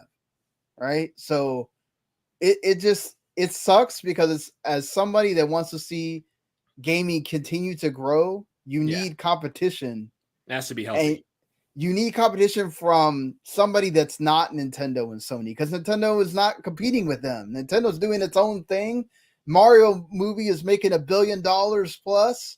Like they're good, dude. Like they don't need nobody. They just keep making their shit. Zelda's probably gonna sell a gazillion copies, even if you got how many ever people playing it on PC already or whatever. Like, you know, just it doesn't matter. Xbox is, like you said, they're third by a wide margin. They're probably not gonna go second or first in the console space, but you need something positive for your system, your people, your community, and unfortunately, Starfield is that thing because Redfall wasn't it, and just man, like you said, Starfield has got to be great. Yeah, I'm thinking right now because of the reaction to Redfall. Like, I bet you, like they're on that game now. They're on that game internally, being like, all right, apparently this hands-off approach isn't working out, so we're definitely going to be way more involved from here until the release of the game, I imagine. I mean, I think that's pretty much what he kind of said in a way, where he was like, "Oh, we should have gotten with them earlier." Like, oh yeah, like tomorrow, I'm talking to Todd Howard and looking at how this game play. Like that's the difference, right? Between them and Sony, because Nintendo, obviously Shigeru Miyamoto plays games, and so does a lot of the people at Nintendo. But yeah, Jim Ryan's not a gamer, right? Phil Spencer's a gamer, so like you play these games. You talk about, oh, I'm playing a Halo. I played Psychonauts. I played this game before it came out. Like, where were you sitting there talking about playing Redfall so that you could point out these things that it had issues with and see how you can do that? So I'm hoping that he's playing Starfield and doing this and looking at it and going, okay, this has got to be our next amazing game to kind of start the ball rolling in a positive direction, right? Because they're going to have that showcase next month, and you're hoping, he said, right, we're going to have new things. We're going to have things of games that are on a list that we know exist, right? You talked about Hellblade 2. I hope that game is awesome. I love the first Hellblade. So, you've got Where's Avowed been? We have no idea what's it. Perfect Dark. What state is that in after all the turmoil with the initiative? Where's the other Ninja Theory game, the Project Mara thing? Like Fable 2. Fable, that's also Everwild. Where's all that stuff at? Like, there's a lot that we know exists, right? Well, yeah, he did say that he said, like, Paris Lily asked him about those games specifically, and like he didn't say which ones, but he did say like, oh, like some of those you mentioned like will be like receive updates, and then plus like extra stuff that we haven't even announced yet. So it's like, right, like you really have to show something, man. Like, if not for the gamers, then at least for whoever your stockholders are, to like kind of keep them, content, at least, because they have a lot of ground to make up for. If not for the gamers, then at least for like their actual internal like business interests. They got to show something that's gonna either wow us or be like, hey, like this game that we're showing comes out within the next 6 months or something. Because looking towards the fall season, like is it Nintendo who like doesn't have anything to show beyond the summer, right? Like there's like, because that's like a whole like nebulous, we don't know what's going on towards the end of the year, right? Kind of stuff. Right. I think Sony for the most part hasn't shown much for the end of the year. I could be wrong about that. Sony has Spider-Man 2. Oh, I'm sorry. Yeah, Spider-Man 2 at the end of September, and that's pretty much it. Okay, so yeah, so like they have a lot of ground they can make up for like this fall. If they come out and say like, Perfect Dark's coming, like this is going to be our, fourth quarter game for this year or something, like I don't know if Perfect Dark has enough of like, clout's not the right term, but I don't know if it has like that gravity that other, IPs do. But if they have like Perfect Dark and maybe like at least another game coming out like holiday season, like that might, that's going to be enough for, I think, the Xbox community to be kind of like, okay, like we have something positive to look forward to beyond just Starfield, like in August, or I think it's in August, right? So September, if they can wow gamers at next month with like the showcase and stuff, then it might be just enough to kind of just like lick your wounds here kind of thing and get this bad press about Redfall and kind of change the attitude of like the Xbox community. Yeah, and the thing is, the problem that Redfall causes is that you no longer can be very hyped about Microsoft's games because you don't know what state they're going to come in. That's true. Right? Yeah. Like, okay, we know what to expect with these smaller games, you know, all the games you mentioned already. But as far as the big games go, right now, Redfield wasn't up to snuff. Deathloop and Ghostwire Tokyo Ghostwire Tokyo runs worse on Xbox, and they had a year to put that thing on Xbox. Like, how does it run worse on the console? Poorly optimized, maybe. Yeah, but it's like this is supposed to be the console that Bethesda works for now, right? Shouldn't they like know the ins and outs of that console now? And it's not like they haven't made anything else for that console. Like, I mean, well, to be fair, that was a PS5 exclusive first. So yeah, I don't know.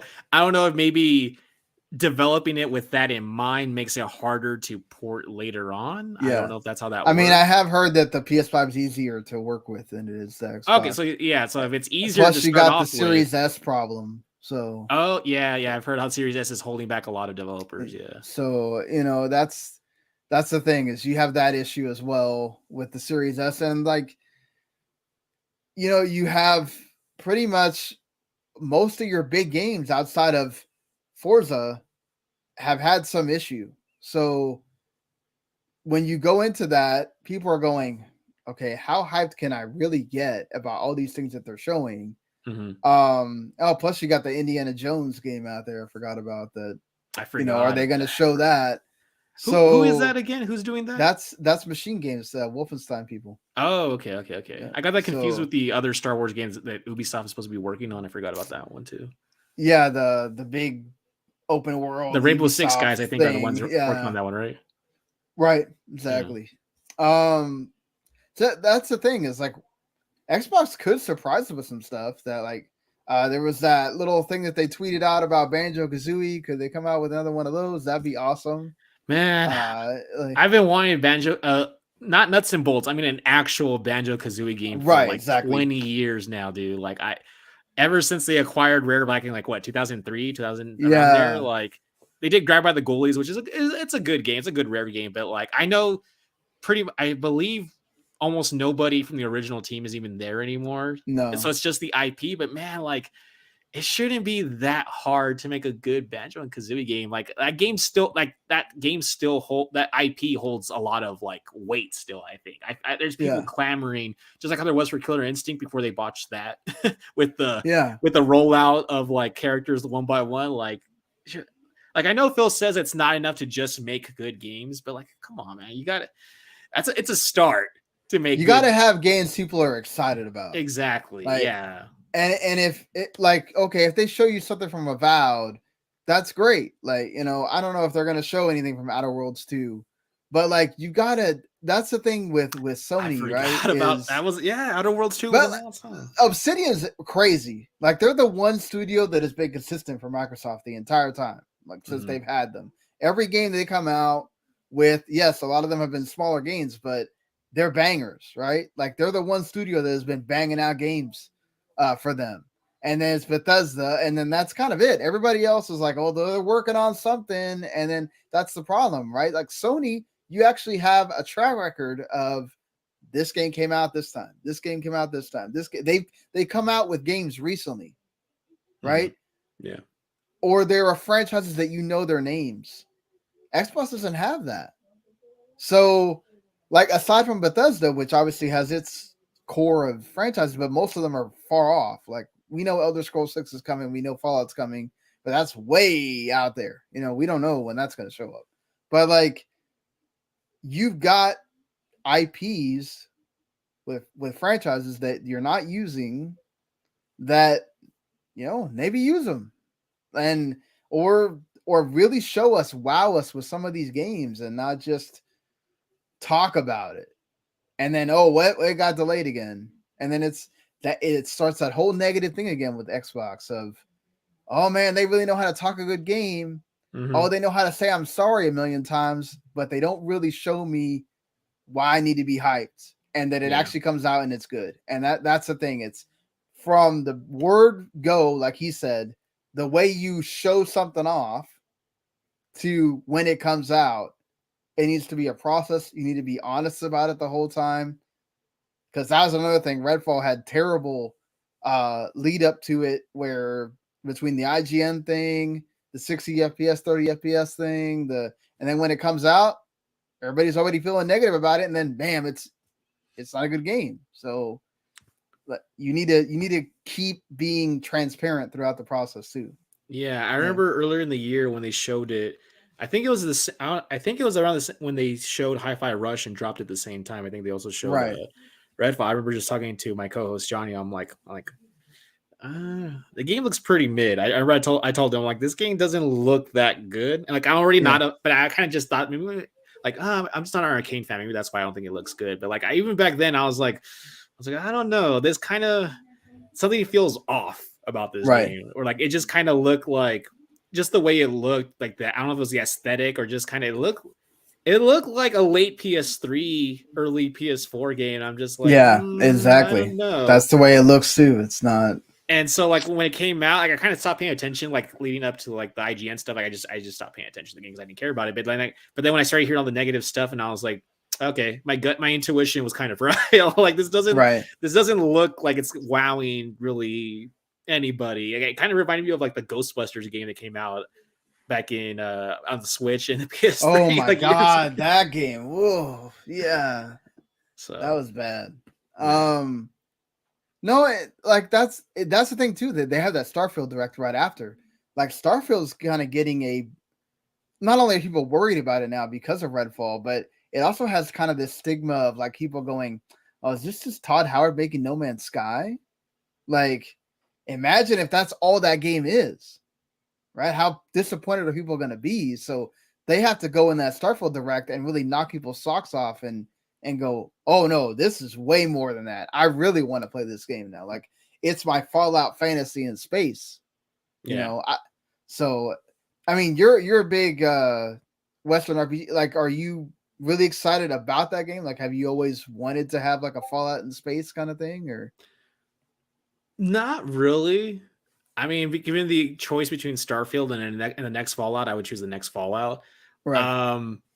But I'm interested in, because of the constraints of Fallout, like you're limited to a post-apocalyptic like Earth, right?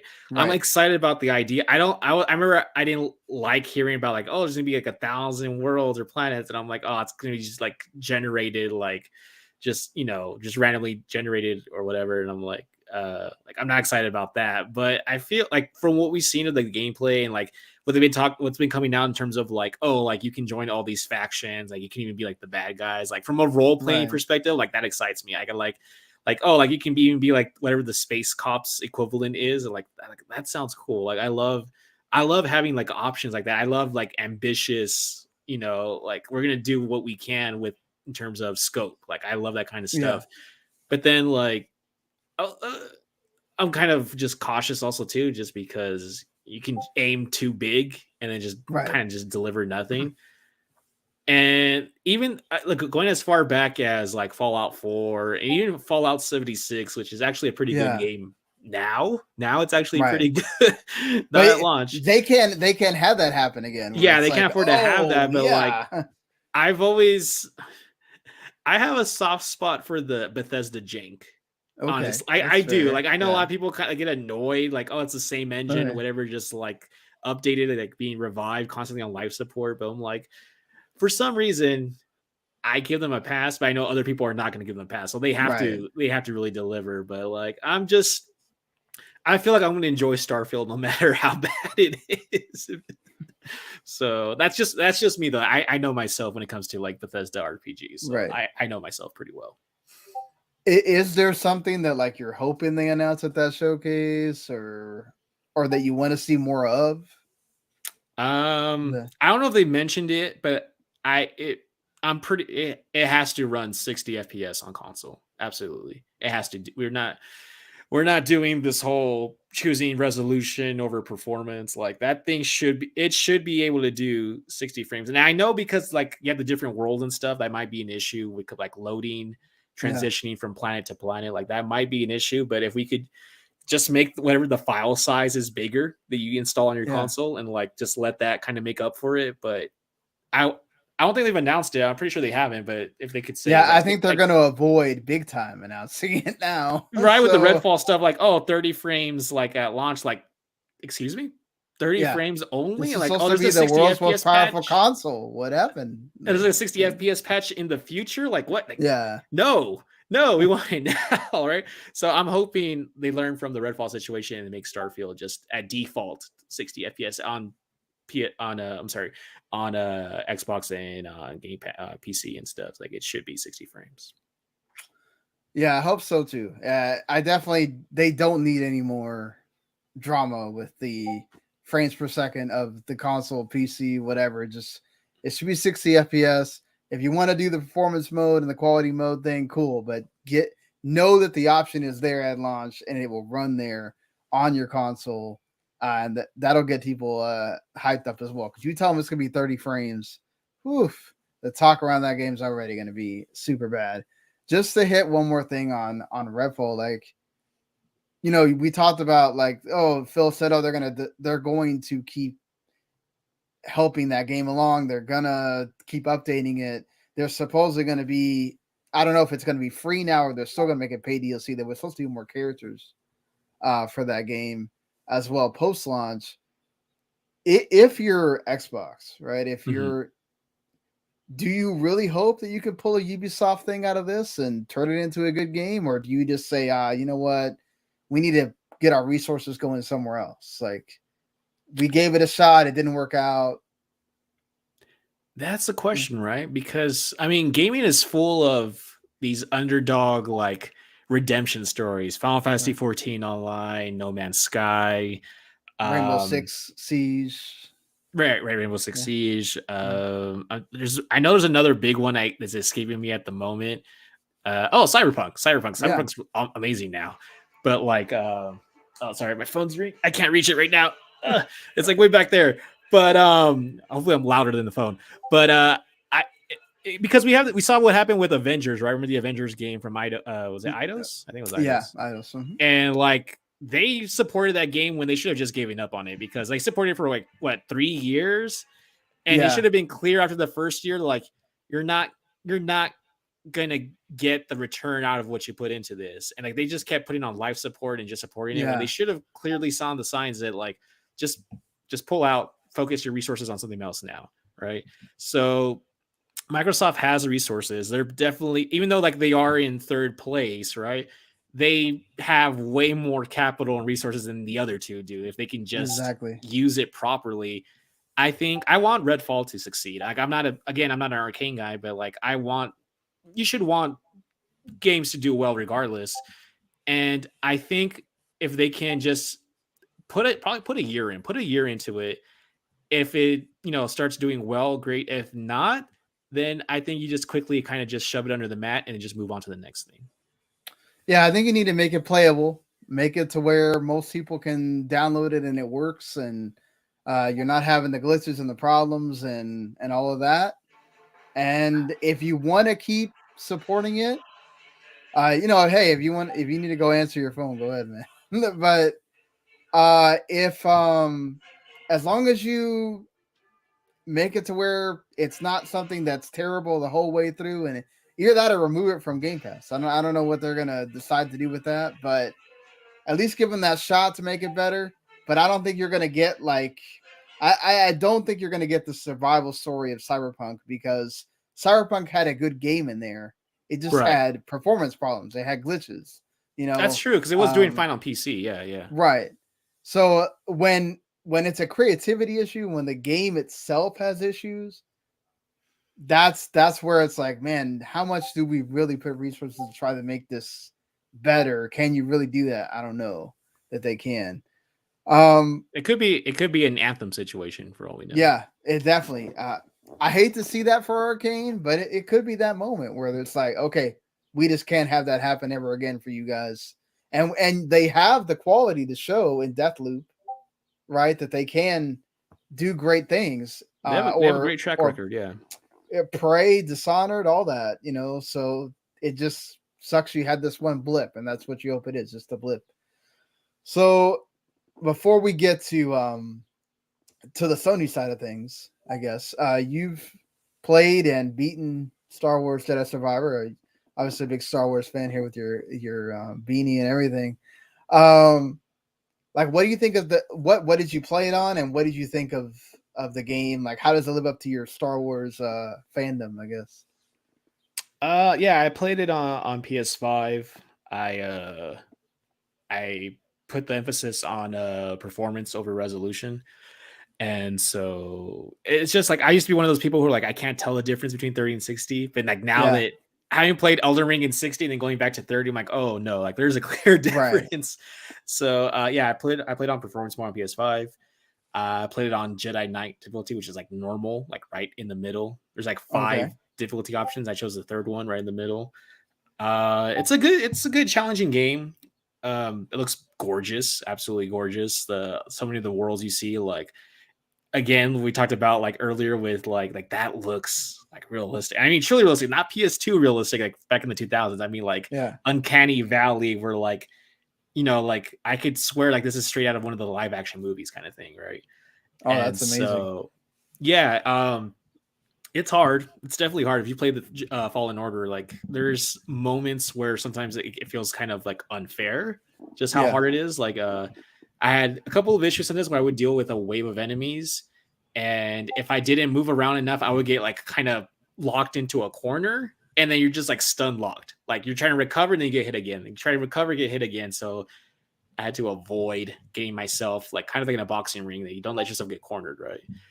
The story is really great. I really enjoy the story more so than I did the first one.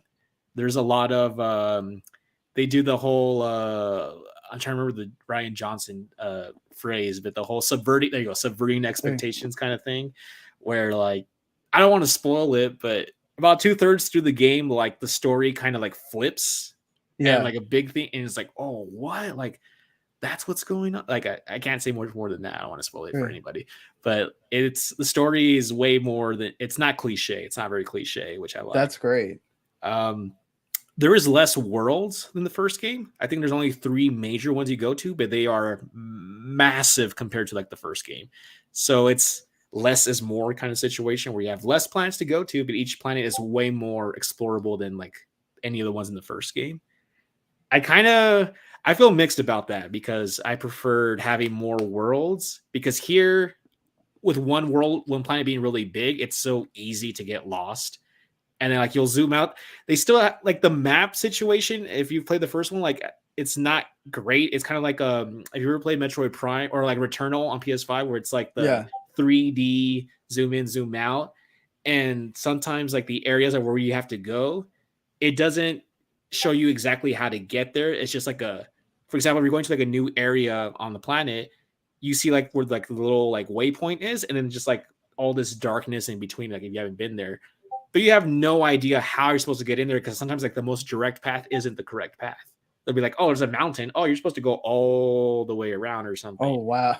So there's like, I feel like there's a lot, like some padding kind of thrown in there just to, you know, run the game clock sort of. But the combat's really good. They added like all these extra stances, which is like different the different builds. Sabers? Yeah. There's different like skill trees, right? So in the first one, you kind of just have your regular one, your regular single blade lightsaber, and then like you can unlock like a double bladed one later on. But you don't have a skill tree for the double bladed in the first game. There's just like an extra thing thrown in. Here you have like 5 different like lightsaber related skill trees, and they each focus on like a different aspect. Like one's for speed. That's like the dual wield. It's like for speed and attack. But then you have like this cross guard one, which is kind of looks like Kylo Ren's, where you have like the blades flared out on the sides. Oh, that's awesome. Yeah. And that's like it has like the longest blade reach. So that's like your heavy. So like all your attacks are slower, but they hit way harder, and your defense is like way harder. It was much better. So there's aspects to there's like situations where like, okay, I'm surrounded by enemies. Am I going to prioritize speed, or am I going to prioritize having defense? Because you can only, of the 5, you can only have 2 stances equipped at any given time.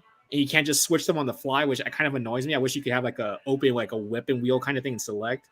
Yeah. But you have to switch them out at the save point. So like when you go to like meditate, that's where you can like, okay, like let me try out this other stance, which is annoying, but I guess I get it for like gameplay purposes. Like they don't want to let you do everything at once. Yeah.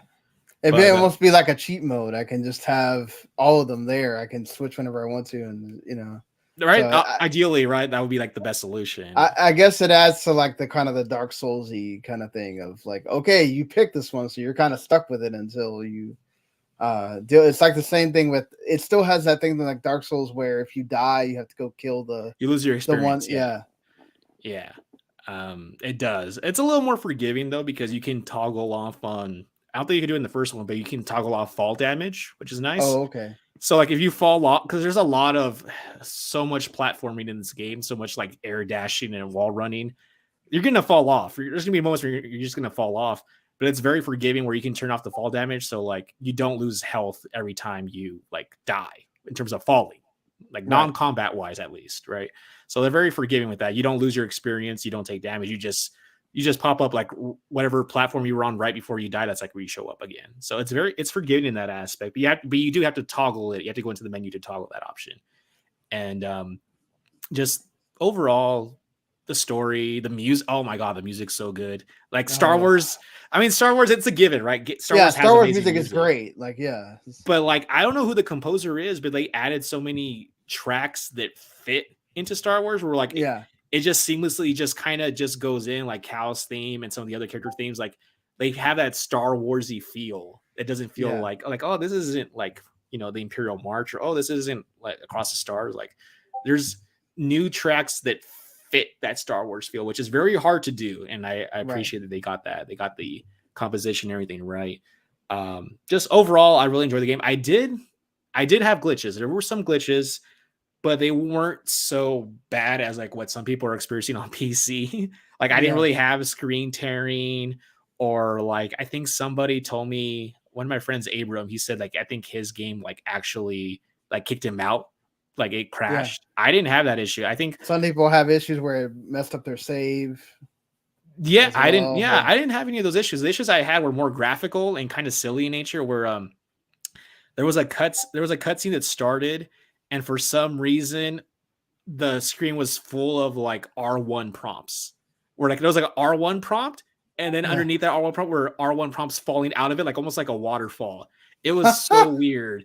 Like Cal's walking around and talking, and you just see the R1 prompts filling the screen. I'm like, what the hell is this? That's funny. And then there was another moment where I opened a door, but for some reason the game thought the door was still closed. So like you have like this open door that you can't go through. You're just like rubbing against it.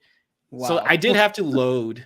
I mean, it didn't crash on me, but I did have to load a previous like point or whatever to like get past that part. And so, but I didn't have any more like, it felt like, oh, the game crashed or it's like sudden slowing down. I didn't really get that, maybe because I was playing on performance mode. Maybe if I played resolution mode, I might have had like slow down. But there's glitches, there's issues and stuff, but it never felt like, oh, this detracts from the experience like so much. Right. So I really enjoyed my time with it, and I think I know a lot of people hate the term, but it's definitely a game of the year contender, I think, for me. That's what I was gonna. You took the words out of my mouth. I was gonna ask you, is that your game of the year? Where are you with that right now? It's not my favorite game I played this year, but it's definitely up there. Up there. What is your favorite game that you? I think Resident Evil 4 remake. Okay, yeah. So far, that's the best game I played this year, from this year at least. Yeah. Yeah, so Mark was the one that reviewed it for us and 401 as well, so I didn't feel the need to pick it up, but I know that's one that later on, once we get past this, like once we get past Final Fantasy 16, which is the game that I'm really, really waiting on. Yes, next month, yes. Yes, when I know there's going to be a lull for a while, that's when I'm going to start picking up all the games that I haven't gotten to yet. Did you try Atomic Heart or no? Yeah, I didn't like it very much. You didn't like it? It's janky. It's weird. It's super janky. Like I like the world. That's what kept me playing was the world. I like the characters. It's just also the robots feel very like they talk about put you in a corner. They can get on you quickly, and it's like, holy shit, what am I supposed to do here? Like what's the thing with the upgradable the robot that wants to screw you and do the upgrades that threw me for a loop there for a while there. But that was weird. Yeah. I didn't like the main character. I thought the main character was the worst part of the game. The He's main just character so was kind of annoying. a dick. It's like, but like everything outside of that, like I loved. I had a great time with it. So I laughed so hard at the old lady that helps you get into that oh area where yeah. it's like really dude, tough I old wish, lady. Yeah, that tough old lady was great. But yeah, like I said, yeah, I agree with you. I liked a lot of the characters around him. It's just he is very unlikable. Makes me not want to keep playing the game, you know. So for me, just to go through, the only other game I've been playing is I think probably like 3/4 the way through the Xenoblade Chronicles 3 story DLC, Future Redeem. I've already gotten through some, big story moments, which I don't want to spoil for anybody, but it definitely does feel like it's going to close the whole series very well. So I'm excited to like get through that. It's just like I'm at this one boss fight where they've really ramped up the difficulty for this boss fight, and I've died like 3 or 4 times. So I'm trying to figure out if I need to just go do some the couple side quests that I haven't done, or just level up a little bit more and then go after this person, or but yeah, I mean, getting to play with like Shulk and Rex as like, older is I don't know if you played those games at all. I haven't, even though I confess to be like the RPG guy, I haven't played those games. Yeah. But mainly because they refuse to drop in price. Because they're Nintendo first party games. It's so Nintendo, yeah. Yeah, so that's the main thing that irks me is like I want to play them, but they don't go down in price. And I feel ripped off paying full price for a game that's that old. I mean, they are all part of the voucher program that they have, so you that could technically get them for $40 if you I might do that. you really wanted. They're all 3 are well worth playing, and definitely you're going to get your time's worth because they're all like 100-hour games or whatever. But especially 3 is amazing by itself. But as somebody that's played all of those and loves them all, I love the fact that he got to finish his whole story and on one console as well. The fact that he got to do that is pretty cool.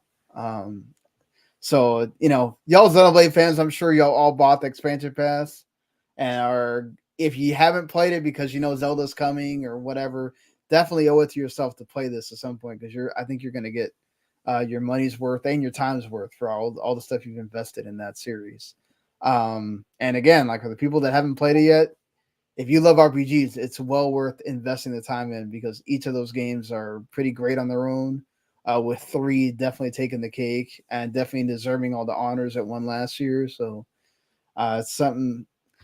What's amazing about this year actually is we've had some good stuff. We've had some great stuff come out on PS5, but man, Switch has been actually killing it for being in its 6th year.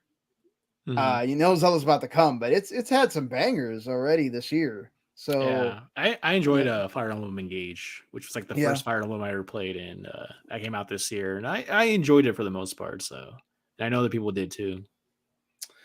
Yeah, the Kirby game that came out this year was pretty good as well. Talk about the Xenoblade DLC. Like Mark also was playing Fire Emblem. He liked it a lot. So I'm drawing I know there's been at least another game that I'm drawing a blank right now, but yeah, it's kind of cool like that. You think Switch is like on the downhill at this point, and they still find a way to the Metroid Prime Remaster too. So that's right. Yeah, they've been really being smart about having all that come out. I'm like you. I'm not the biggest Zelda guy. I'm much more Mario person. So I'm not hyped for Tears of the Kingdom either. But all those people that are, I'm sure they can't wait for Friday to hit here. So let's talk about the Blue Guys for a little bit here. The Blue Guys have this rumor that's going around that would further cement the whole Sony versus Microsoft thing, and the whole thing that Phil took a shot at them at about how there's that one of the guys always is making it hard for Microsoft to do anything because they keep money hatting everything. They've done that with Square Enix and Final Fantasy 16, and if we do get that Final Fantasy 7 Rebirth this year, and they might be doing that with Konami as well. There's rumors going around being started by Jez Corden over there at Windows Central and some other folks that they may be revealing Metal Gear Solid 3 remake at the PlayStation Showcase, which is being rumored to be around the end of May 25th, or that week or so. Very exciting. According to Jeff Grubb. And that may not be all, though. We know they got Silent Hill. That's right. And they also may be getting a new Castlevania game too, which we haven't had a new Castlevania game in a long time, at least the 3D one. So, like, what do you think about? Are you a big Metal Gear Solid fan? Like, what do you think about this news? I love Metal Gear Solid. It's one of my favorite franchises of all time, and Metal Gear Solid 3 in particular is my favorite of the series. Wow. So I am very, very, very hopeful that we will get to see that game, because I remember a while back, like a couple years ago, they showed like these new cutscenes for Metal Gear Solid 3, but they were for like the pachinko machine over there in Japan. Like they redid like high res, like resolution versions of all the cutscenes.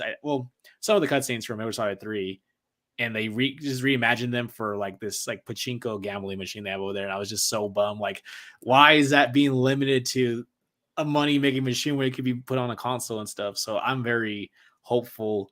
I'm hoping it's just a straight remake. And I hope they don't alter the story elements, because they don't have Kojima over there kind of guiding the hand of that anymore. So I'm hoping they don't stray too far. Maybe I want them to make the gameplay, the graphics, obviously, in the gameplay better, but I want them to kind of hopefully leave the story untouched, just because, it's Kojima's baby. So I don't want them to touch that. But I think everything else should be revamped and modernized. So, yeah. Yeah, considering the last thing they did with Metal Gear Solid was not great over there at Konami, I agree with you that they don't touch it story-wise. The weird zombie one? That Survive game, yeah. Yeah. That was something. Yeah. So, yeah, they definitely should know. You don't unless they somehow got Kojima to consult or something under the radar. I don't think he didn't leave on good terms. I doubt that. Yeah. But I think they know better than to mess with that. It's not like Silent Hill 2, where they obviously gave it to Bloober Team so they can kind of do their own vision with it or whatever. I hope that's not the case, but there are rumors that Sony Bluepoint is the one that's working on that game. So, but knowing how Bluepoint work, they don't really mess with the story. They just do exactly what you said. They do those shot-by-shot remake. They did it great with Demon Souls. So I would expect the same thing if what's actually happening there. Mark's a huge Castlevania fan, so I'm sure he would love to hear that they're making a new Castlevania game. I don't know where you are on that franchise. I've always wanted to try the Castlevania series. I honestly have never. Well, that's not true. I did play Castlevania 2 Simon's Quest like years ago on the old NES, but I'm not like a modern Castlevania fan. Like I never played Symphony of the Night. Although I know, shame on me. I know that's like the big one. I never played any of them. I do have some, like I think there's like 3 Game Boy Advance games, Castlevania games. I do have those are great. I do have those on an emulation device, but I've never given the series like a solid chance. So I've been meaning to. I just, you know how it is. I feel like Captain America and Winter Soldier, where he takes up the notepad, like all the things he has to like catch up on. Yeah, that's like me with like so many franchises, because it's just really hard to like catch up on everything. So and that's the thing. Like it's not like movies or even TV shows where it's like, okay, there's this many episodes. Oh, the movie's like 2 hours. Like no, you got to dedicate time. Yeah, because that you can just do passively, right? You can like watch and like do something else, or It's I mean, that would definitely be a highlight of this Sony showcase. If they do it at the end of May or beginning of June, whatever they're going to do with that. What do you want to see out of this Sony showcase? And like, I put in the doc, I guess, like what all the first party studios are working on. We know obviously a lot of these already just barely released games, right? Like, is there a game that like you're hoping you get surprised with from Sony, or? I feel like that would be a good place to give us the update on Final Fantasy VII Rebirth. Yeah, I again, I want to see some more of that. I feel like it might be too. Hopefully, they don't show 16 because like it's just right around the corner. Like, don't waste our time with that. Like, we've seen enough really, of that please game. Like, don't. yeah, don't give us any of that. Back to the Konami thing though. I would love a new Gradius. I love Gradius. Oh, a new Gradius would be really dope. I'm a big fan of Gradius, so if they would do another one of those. I'm trying to remember. No, yeah, just Gradius. I was gonna say Breath of Fire, but that's Capcom. Never mind, that's Capcom. Yeah. I get them confused sometimes, but I mean, if they showed Breath of Fire, that would be amazing. Because of all the franchises imagine. Capcom has, I would not think that they would show off Breath of Fire. But if there was ever a time, dude, yeah, what happened to those? Remember those games they announced a while back with what was that? Shoot, I can't remember the name. They did a showcase about 2 years ago where it was like a girl with like a robot or with like a mech. Do you remember that? Oh, I can't remember the name. And then they also that was the one that did like Stellar Blade, right? Or whatever it's called. Stellar Blade, was that what it's called? The other one? Well, yes, Stellar Blade. Now it's called Stellar Blade, yeah. And it was called Project Eve at one point. That game that kind of looked like Ghost of Tsushima, but it wasn't. It was like set in the 1800s. That samurai looking Ronin. Yeah. Like where's that? I hope they give us an update on those games. Yeah, those Stellar Blade looks amazing. I really hope that they do give us. I mean, they're not Sony. I don't remember if they're Sony exclusive. I mean, they're not first party. They're but they're exclusive because now they're like working with them on it. Oh, they have one of their ex-dev or whatever is working with. Yeah, but because they were announced at a showcase, I figured like another showcase would be like where you would like give us the update on those. So. They still actually, I think one of the few games they have not released from the showcases that they've done is A Little Devil Inside. We still don't know what's going on with that game. Yeah. Pragmata. Remember Pragmata from Pragmata? Yeah. Yes. That game too is like that got shown off and then we never really kind of saw it again. So I wonder where that's at. There's also rumors that Capcom could be doing oh my god, I just had it in my head. And I'm sitting there trying not to have to read about it. But, I mean, Capcom's been doing amazing stuff with all the Resident Evil things. So, and we just saw what Dead Island did after all the development hell it went through. They might be trying to remake Dead Rising, which that would be another feather in the cap for Sony because remember Dead Rising was a Xbox. Yeah, the third one, right? I think the third one was Xbox. Yeah. So talk about another feather in the cap for Sony. They can get that to be exclusive too. I mean, yeah, like they have games that we know they're working on. I mean, I would imagine that they're going to show off probably the Horizon multiplayer thing. Also, and then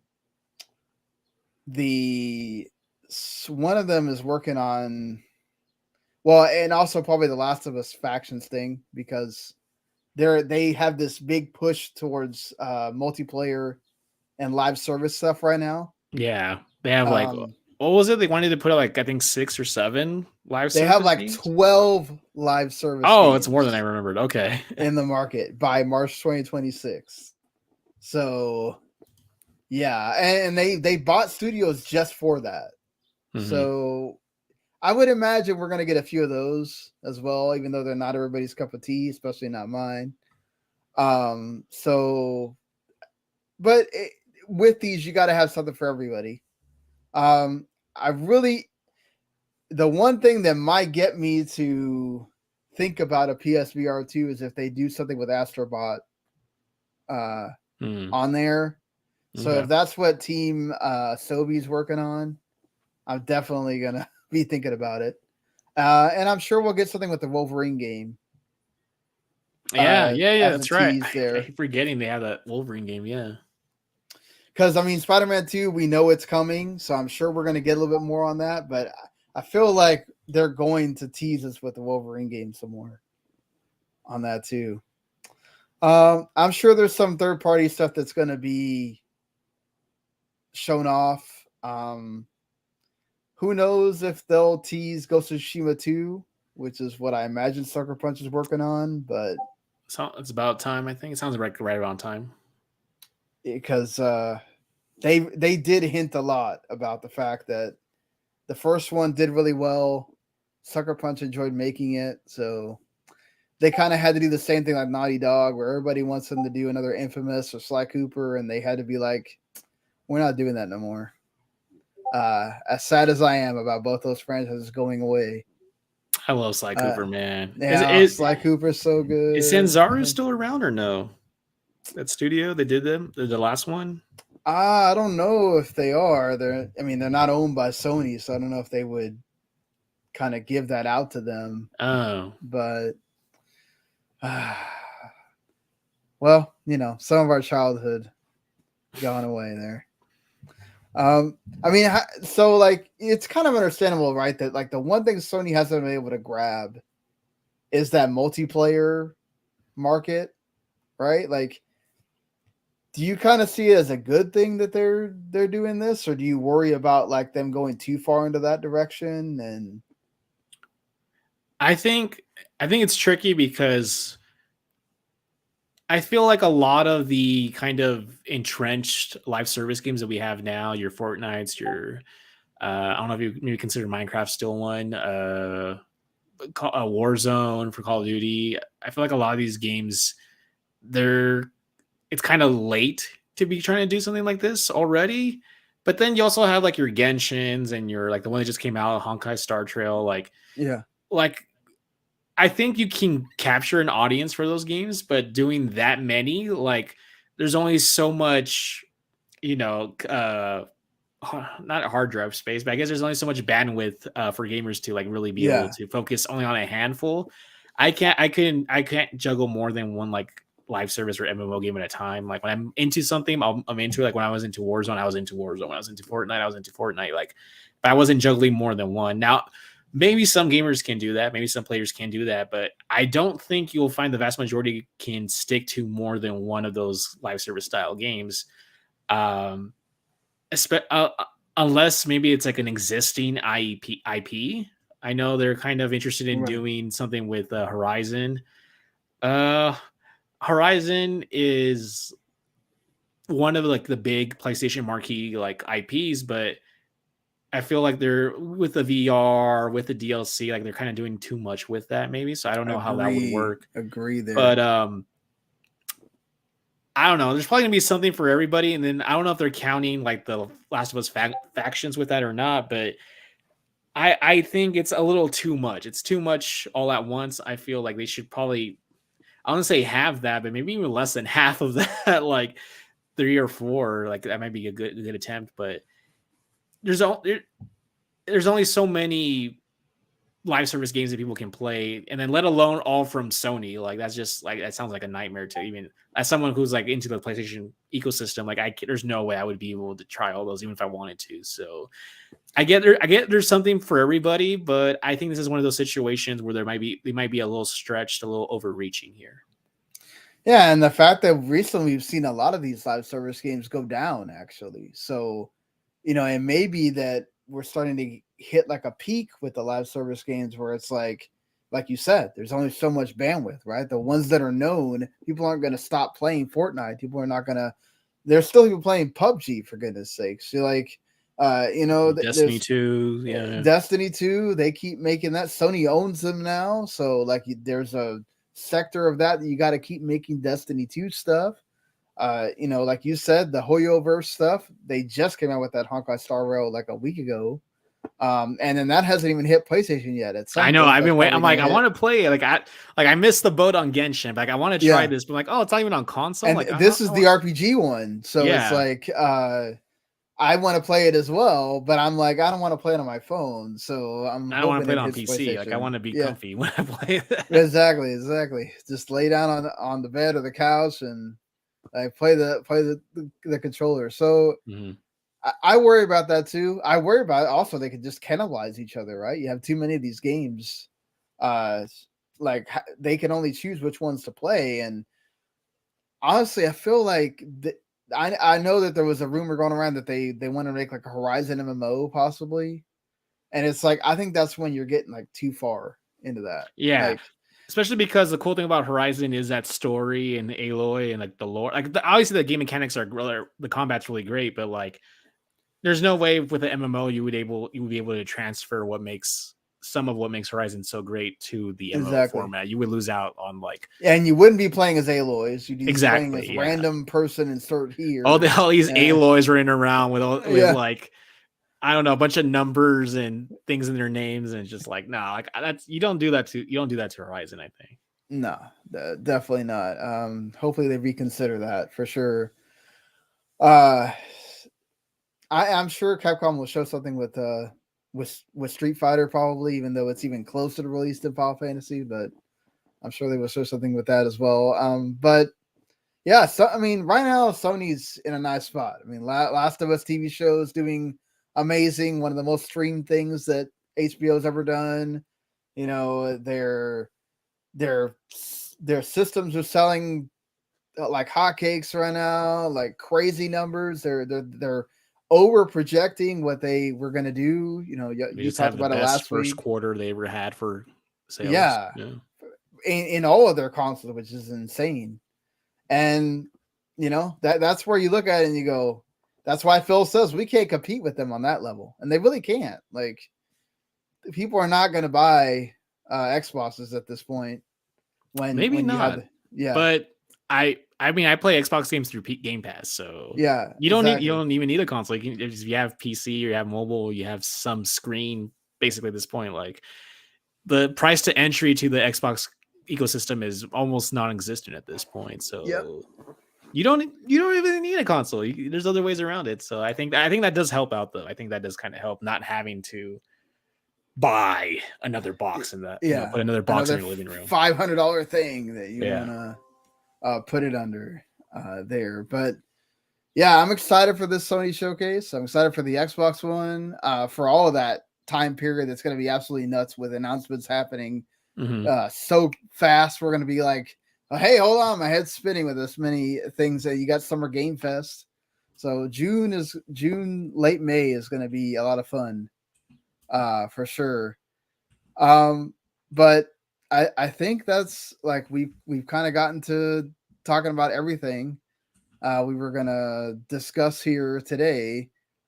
But you know, there's this little game, this small game that's coming on Friday. That, you know, not a lot of people are excited about at all. They haven't been waiting like the whole freaking year to play a certain Zelda. I mean, I know we both are not Zelda people, but did you try out like Breath of the Wild? No, I didn't even play Breath of the Wild. No, I'm just not really the Zelda guy. Like, that's not. The only one I played and actually completed, for that matter, is Link to the Past on Game Boy Advance, like years ago when it got ported to Game Boy Advance. I played and completed Link to the Past, but I've dabbled with I tried Twilight Princess. I tried one of the Game Boy Color ones. I don't know if it was Oracle of Ages or Oracle of Seasons. Okay, yeah. And I've just never really been hooked. I think because there's no overarching narrative. Like they never really got in my interest. I've dabbled, but none of them have like stuck with me. And it's funny. I was having this conversation in one of the Discord servers I'm in, where I was asking there because everybody in the Backlog Banter Discord is like excited about this game, and I'm just kind of like I'm happy for you guys, but like I want to like Zelda. I do. I want to like get it right, but it just I don't think you can force yourself to like something that you just don't care about. So I think I'm gonna have major FOMO because I know this game is gonna dominate the conversation for at least the next 2 months, if not more. Oh God, yeah. But no, I just don't have that sense of connection to Legend of Zelda games. I wish I did. I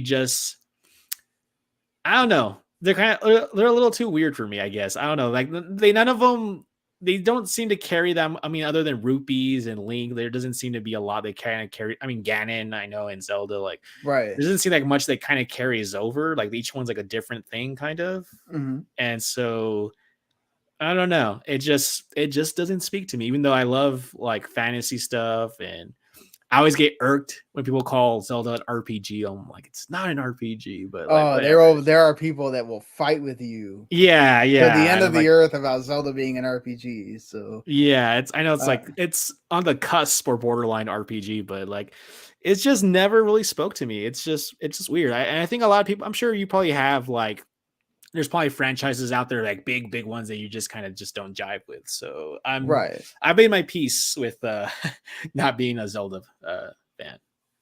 I think it kind of also depends on like how you grew up, right? If you grew up with Zelda and you played those. Well, that was the thing, because I grew up, like my cousins played Ocarina of Time when I was like 8 or 9 years old, back like in the late 90s, but it just didn't do anything for me. So I don't that's know. Understandable. Yeah, I've not been one for that either. I was always like Mario platformer, action game or whatever, but Zelda from the word go, like, because I felt like I was just going through screens and I didn't know where the heck I was supposed to go. Little transition screen. Yeah. And then you continue. I know what you're talking about. Yeah. I'm just like I've gotten pretty far in both the NES Zelda and the Link to the Past or whatever with a guide, but and I kind of like the adventure of it.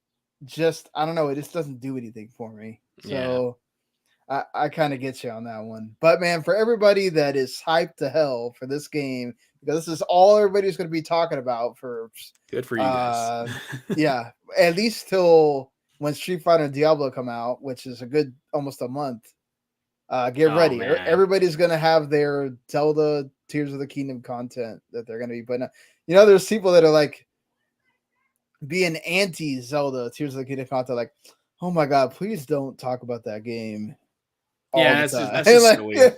Yeah. That's a waste of energy, I think. Yeah. So, I mean, exactly. Like, this is the big game. This is like Elden Ring last year. If you were not a fan of Elden Ring, sorry, but that was going to be the game everybody was going to be talking about. So, and it was. It swallowed up Horizon again. Poor Horizon. They just keep getting eaten by the next big game. I saw a tweet around the time where Elden Ring came out where someone was like, it's like, man, I can't wait for whatever game comes out when Horizon 3 comes out. Like whatever game that's going to be a great game that's in orbit around Horizon 3. Exactly. That's the thing. You could even say that a lot of people aren't even talking about that DLC that came out because people were just ready for Zelda. So there's that possibly. But as far as stuff that comes out this week that's not Zelda Tears of the Kingdom on Friday, if you haven't played Darkest Dungeon yet and you want to get it on PC, it's coming out. Basically, it's out right now. That same goes for Weird West. If you didn't play it on Game Pass before, they are going to update it to the Series X S version, and you can also get the PS5 version as well. That's also out like right now. Fuga Melodies of Steel 2, which is actually the first Fuga. They're both on Game Pass, by the way, but the first Fuga is actually a pretty good RPG. It has those furry animals in it, so if you are a fan of the foxes and all those, you can definitely go try it out. I played part of the first Fuga. I will say if you're an RPG fan, it's worth giving a shot. And if you have that PS Plus, you can play Humanity. Day 1 on it. So that's coming out. Did you see the trailer for it, Sean? Yeah, man. The narrator looks like Humanity. I just love the fact that you have the dog leading the people. That's it's such a weird but charming looking game. Yeah, exactly. It's like it gives me Tokyo Jungle vibes. Oh, I love Tokyo Jungle, dude. I love Tokyo Jungle. That game. Sony should be little Pomeranian taking on animals. I love it, man. That game is so cool. It's so weird, but it's so awesome. In the same way. R.I.P. Studio Japan. R.I.P. I know. So freaking sad, man. Makes me really sad for that. And I'm excited for WrestleQuest coming on May 17th. That game looks like it. So it's basically like a turn-based RPG, but has wrestling in it. It has like the old wrestlers. I've heard of this. Yeah. Yeah. I thought you said Russell, like Russell. Yeah. Like, Russell? Oh, I'm sorry. Like Russell. Gotcha. Some of the enunciation after we've been doing this show is not working here. But yeah, so I'm gonna like, I don't watch wrestling that much now, Yeah, but I don't watch wrestling either. from back in the day, I loved wrestling from back then. So like, I know all those wrestlers, you know, like Andre the Giant, Jake the Snake, all that. So the fact that they're in this game and then you also play an RPG, that's pretty cool. The indie studio that came up with that's a pretty neat idea. So yeah, there's some cool stuff to look forward to, I guess, if you're not a Zelda fan.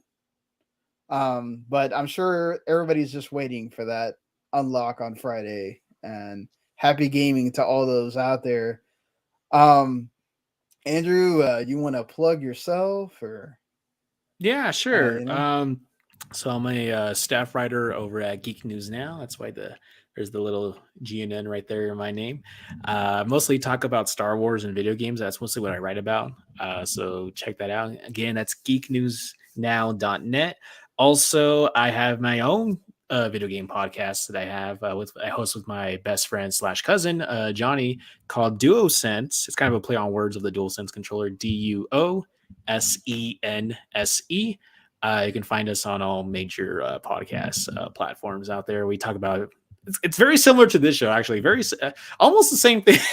Where we talk about the gaming news for the week, what we've been playing. We'll do like little fun segments like trivia and like 20 questions and other stuff like that too. But it's very similar to this. So if you've enjoyed listening to me today, you can check that out also as well. Just those two things. That's pretty. Oh, and I also have a Star Wars themed podcast I do with my friend Abram called My Star Wars Show. It's only on YouTube though. You have to like look it up. It's not on podcast services. So it's My Star Wars Show, and that falls under the Backlog Banter umbrella, which, you know, where they have like their film critique and stuff. So look up Backlog Banter on YouTube and you'll find My Star Wars Show as a playlist within that. So yeah. We had Tucker on here when that remember when they had the KFBF thing that lasted for like a month and then it died. Yeah, so bummed about that. Yeah, the man, creator... I wanted that thing to live so bad. Like, I got to know all of you guys from that. Like, so yeah, I had Tucker on. I think he was the last one that I had on for I think I still have the channel somewhere. Oh yeah, it's right here. Collaboration Network. I still have the Discord channel. Yeah. Oh, here you go. Like, was it you or yeah? I think someone put here something like December 2021. Yeah, well, that's. I think I eventually got out of it because it was just people like promoting themselves and stuff. They weren't really talking that much. I ended up muting it because it was just people just promoting themselves, but not even like collaborating, just straight up promotion. I'm like, oh, yeah, man, it was like such a cool thing to have, but it's still cool to have Tucker on and Backlog Banter. Those guys do some amazing stuff. Poorly executed. Yeah. Yes, exactly. It's not a lot. They really should have thought more when they did that commercial, but I don't want to belabor the point because those guys are all great. Everybody. Yeah, I met so many cool people through that. So, I got something from it. Yeah. Yeah. The Nordic Gods folks, that's right. Mega Dads guys, like they're all awesome. So like go check out Backlog Banter folks over there. I mean, they do some of the most awesome not just gaming stuff, but the movie stuff that they do is actually incredible. Yeah. You know, they between what Tucker does and I can't think of his name right now. Abram, yeah. Oh, okay. I didn't want to say Abraham, so I was like, oh, it's and he writes for that's it.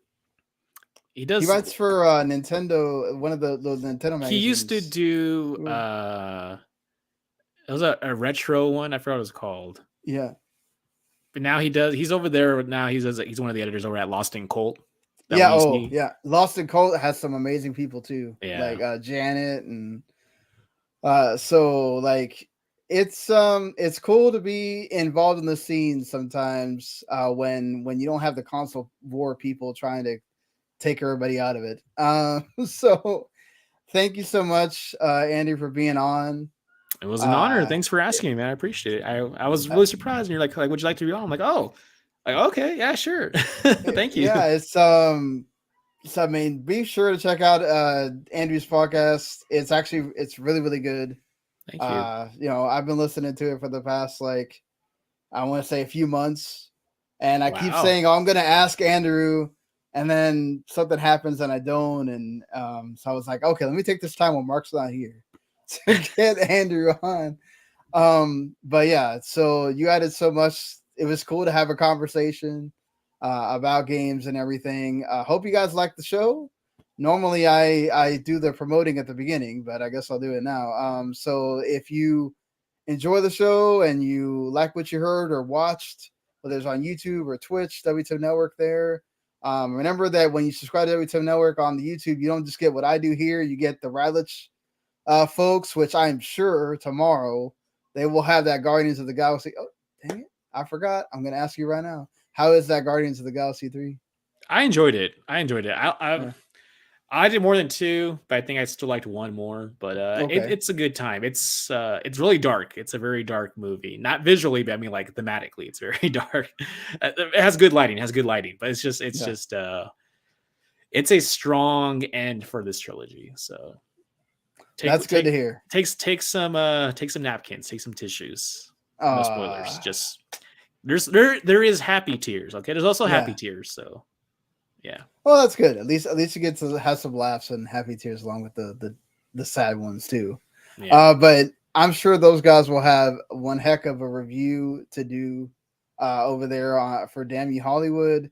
Remember they also cover like metal music and TV shows as well. You got Talk to Keiki that does anime, MMA from Marks that does MMA as well. So we got plenty of stuff to do, and you can also check us out on the podcast side of things. So anywhere you just subscribe Video Games to the Max and you get it anytime we do a show. So thanks again, Andrew, and we will see everybody later next week.